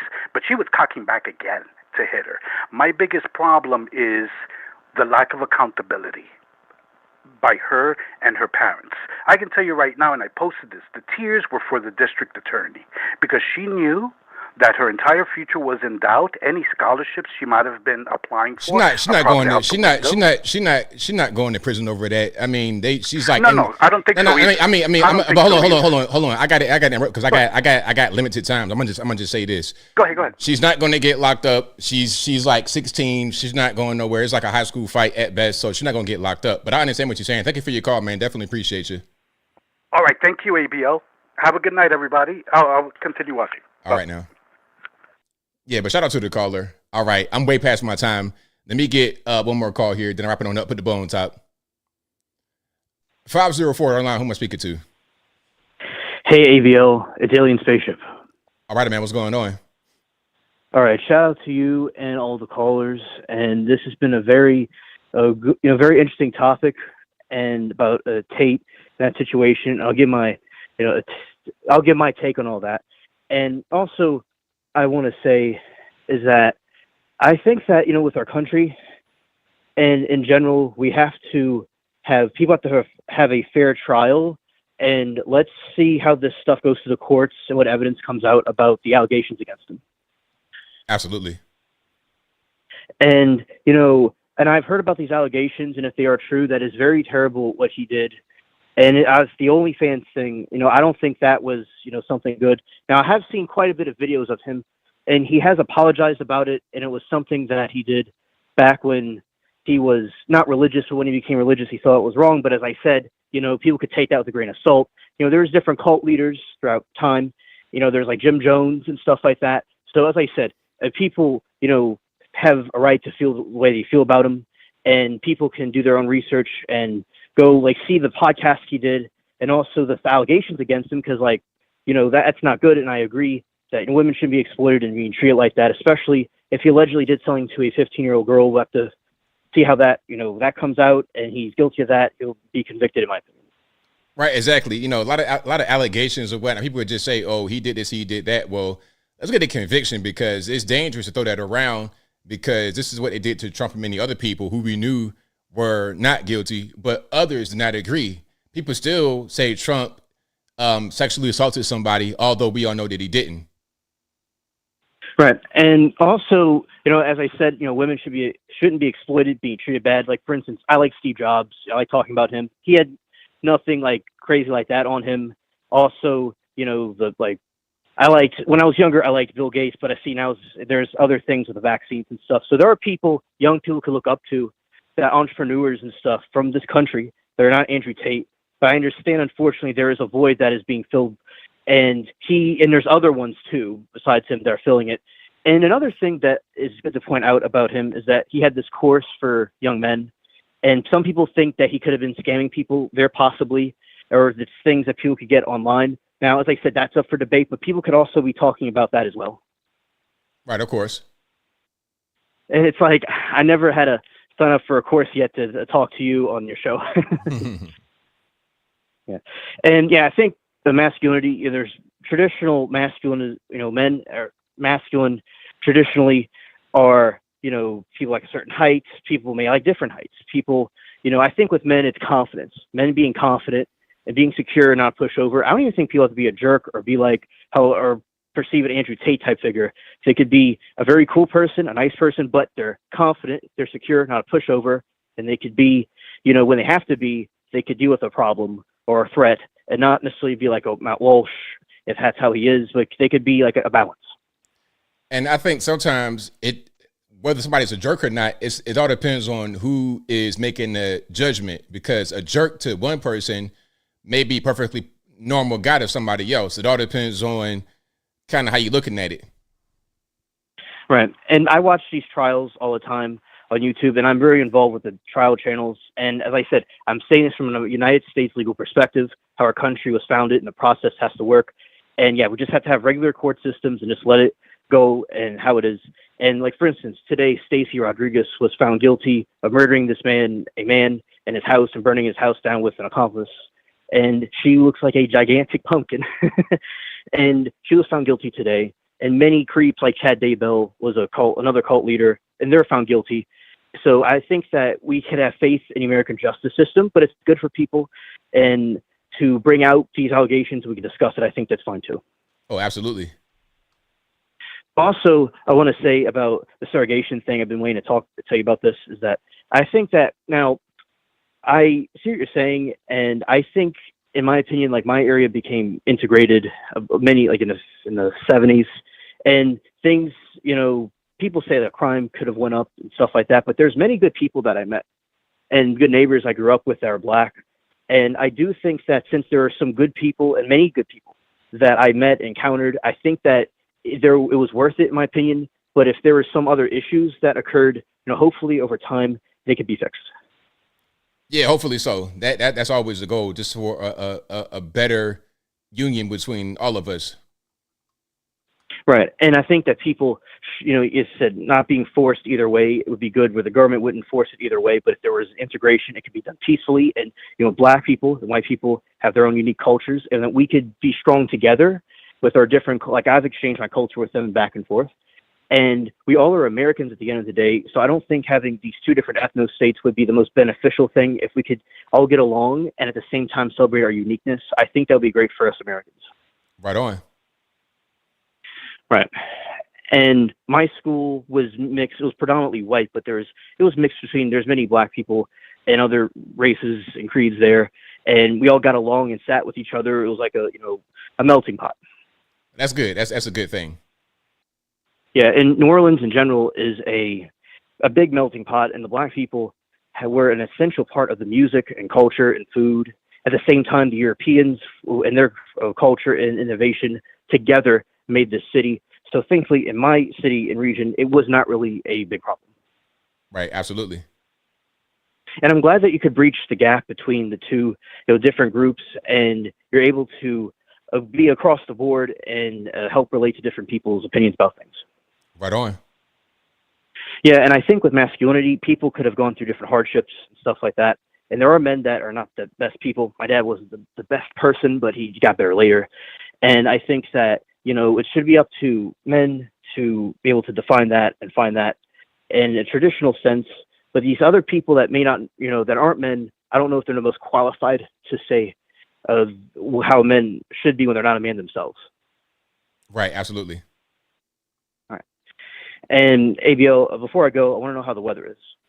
Oh, the weather's good. It's like 75 today. It was great. It was, man, I'm going to put a top down on my Mustang. It was beautiful. Oh, awesome. And yeah, today after the trials, I went outside and I enjoyed it very much and saw some nice clouds, and I enjoyed my time with watching the trial. But yesterday I also went out and in the sun. So yeah, the weather's been nice in my area too. Right on, man. Absolutely. All right, ABL, that's all I have to say for this call. Thank you for taking my call. Thanks for the call, man. Definitely appreciate you. Okay, bye. All right. Shout out to Alien Spaceship. That will be a wrap for me tonight. You guys are great. I will see you guys again. Same bat time, same bat place. 8 p.m. Eastern time to right around right now, 11 p.m. Eastern Standard Time on Saturday, of course. I'm here every Wednesday and Saturday with the live stream, but I'm here every day for the most part putting out pre-recorded content. Shout out to you guys. I appreciate y'all for being here. I'm seeing the comment. I've not seen the Fetterman interview recently. I'll check it out and see what it is. And then someone said, I'm confused about the skull fracture. Ain't no skull fracture. You're not gonna get hit in the head with that light baton and get your skull fractured. That ain't gonna happen. That was just an internet rumor, and it was probably not a concussion either. But we'll see. I think there could be some angling to get some money, but I didn't say that in my video. Anyway, shout out to you guys. I appreciate y'all for being here. If you enjoyed the content tonight, if you enjoyed the content in general, please give the video a thumbs up.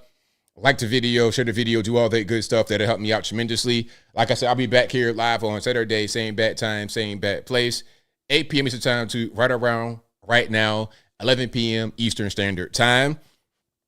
And thank you to everybody that's watching, retweeting, super chat, and I could not do the show without you. Thank you to everybody that has been Thank it to the mods in the chat for keeping the trolls in check, keeping everything above board in the comments. I appreciate y'all for that as well.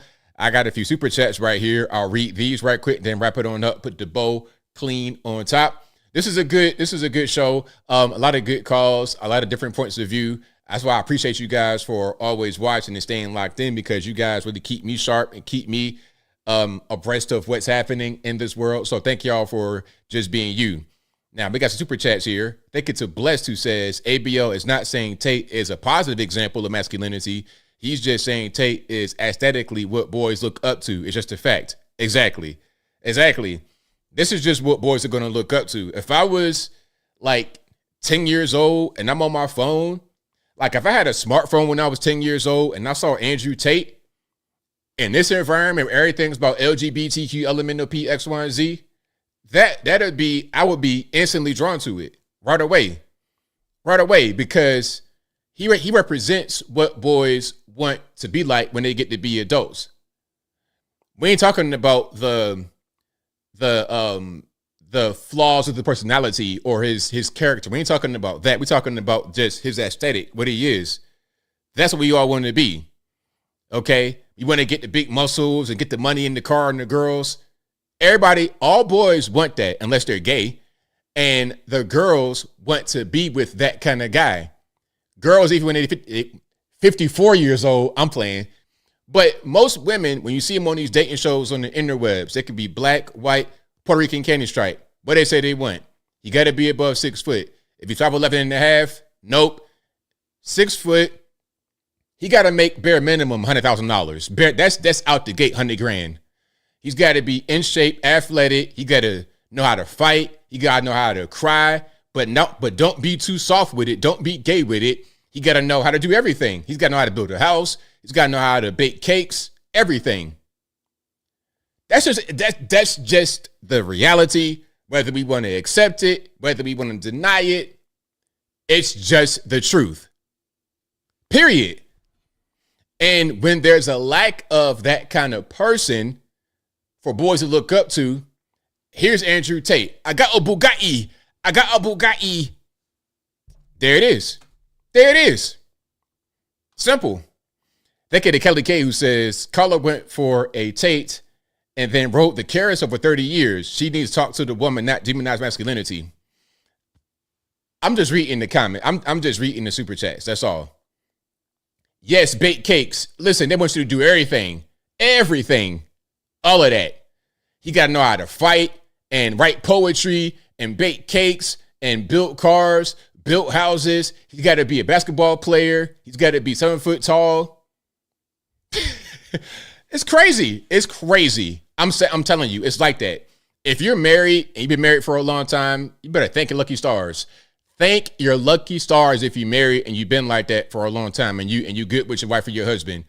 Thank your lucky stars. If you out here in these streets right now in 2025, especially as a young person, it's crazy. It is crazy. I promise. Thank you to Kaius Proximus, who says, would you say that J.D. Vance and Trump are masculine? I would say so, and I think a lot of young guys like Trump, but Trump is 78 years old. And J.D. Vance is a new person. He's seen as more of a political figure, a good politician. He's not seen as the playboy. He's not the playboy type. Trump is probably more of a playboy than J.D. Vance. But again, Trump is 78 years old. Andrew Tate is 38. So it's more approachable. And you know what? This kind of goes back to what I was saying on Hodge Twins podcast. And they were asking me how I started. How I started on YouTube was I was trying to find a guy that I could relate to talking about politics on YouTube, and I couldn't find the person. There was nobody there. I filled the void. That's why I have 1 million subscribers. I filled the void. There was a void. I filled it. I'm successful. Andrew Tate, there's a void. I filled it. I'm successful. It's not rocket. Anybody that asks me, okay, I want to be a content creator, I want to be a YouTuber, I want to do this with business, I always tell everybody that asks me the question, find a need that is not being met and fill it. Find the need that's not being met and meet it. Find the void and fill it, and you'll have success. Okay, you're living in a town where everyone needs pest control, lawn care, and they can't find anybody to do it. They're going in the yellow pages or whatever they got. They're going on the Googles and they can't find anybody. If you can do it, do it. Now you have success in that business. You want to have a car wash? Okay. Where are you going to put the car wash at? You're going to put it right on the same street with a bunch of other ones? No, you're going to find a place where there is not one. Fill the void to get business from that. You're not going to build one across from another one because you're not going to get enough business because there's not a void to fill. There's not a need to meet. Do I make sense? I think I am. But let's keep on going. Thank you to Smooth Artist who says, women love telling men how we feel, but the moment men tell them how to feel, they pull the "you're not a woman's" card. Yeah, mansplaining. Don't mansplain to me. That's fine. Don't womansplain. Let's be on the same page. Thank you to Frederick Craig who says, do you think Matt Walsh influences independence? I don't really know. That's a good question. I don't know. I'm not really sure who is influenced by Matt Walsh. I think Matt Walsh and Daily Wire crew have good de facto content. It's kind of like watching the news. But yeah, I look at Daily Wire as news. Like when they had the election map, they did the best out of everybody that night. Shout out to you guys who were there for the election. Their map was the best. That's what they do. They're more into news. It's kind of like me a little bit. They're like news. So we're talking about being an influencer is a little bit different. Influencers, you're talking about lifestyle and things of that nature, not necessarily news broadcasters. I like a lot of news broadcasters back in Virginia. Tom Shad, been there forever, Movie TV 10. But I wouldn't call Tom Shad an influencer. I would call him a good newsman. That's kind of what Matt Walsh is, a good newsman.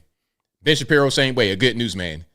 Thank you to None Your Business for becoming an ABL supporter. Thank you to Jaleesa Salvatore says, love you, ABL. I have questions next time first. Oh, I got you. And what I got to do for real is do an Uncle ABL stream. What this stream has let me know is that you guys have social questions that would probably be best over there. So you guys, please follow me, Uncle ABL. I got more new content coming out soon. You guys follow me on Rumble for more of this content or a mirror of my YouTube content on Rumble. And also, this is an audio streaming podcast. It'll be available on your favorite audio streaming platform, whether it be Google Play, Spotify, Apple iTunes, etc. Link for that will be in the description, or just go to your favorite audio streaming platform and search ABL Live, and that should pop right on up. Alrighty, so that'll be a wrap for me. You guys have been great, but until next time, y'all be safe. I'm out, and peace.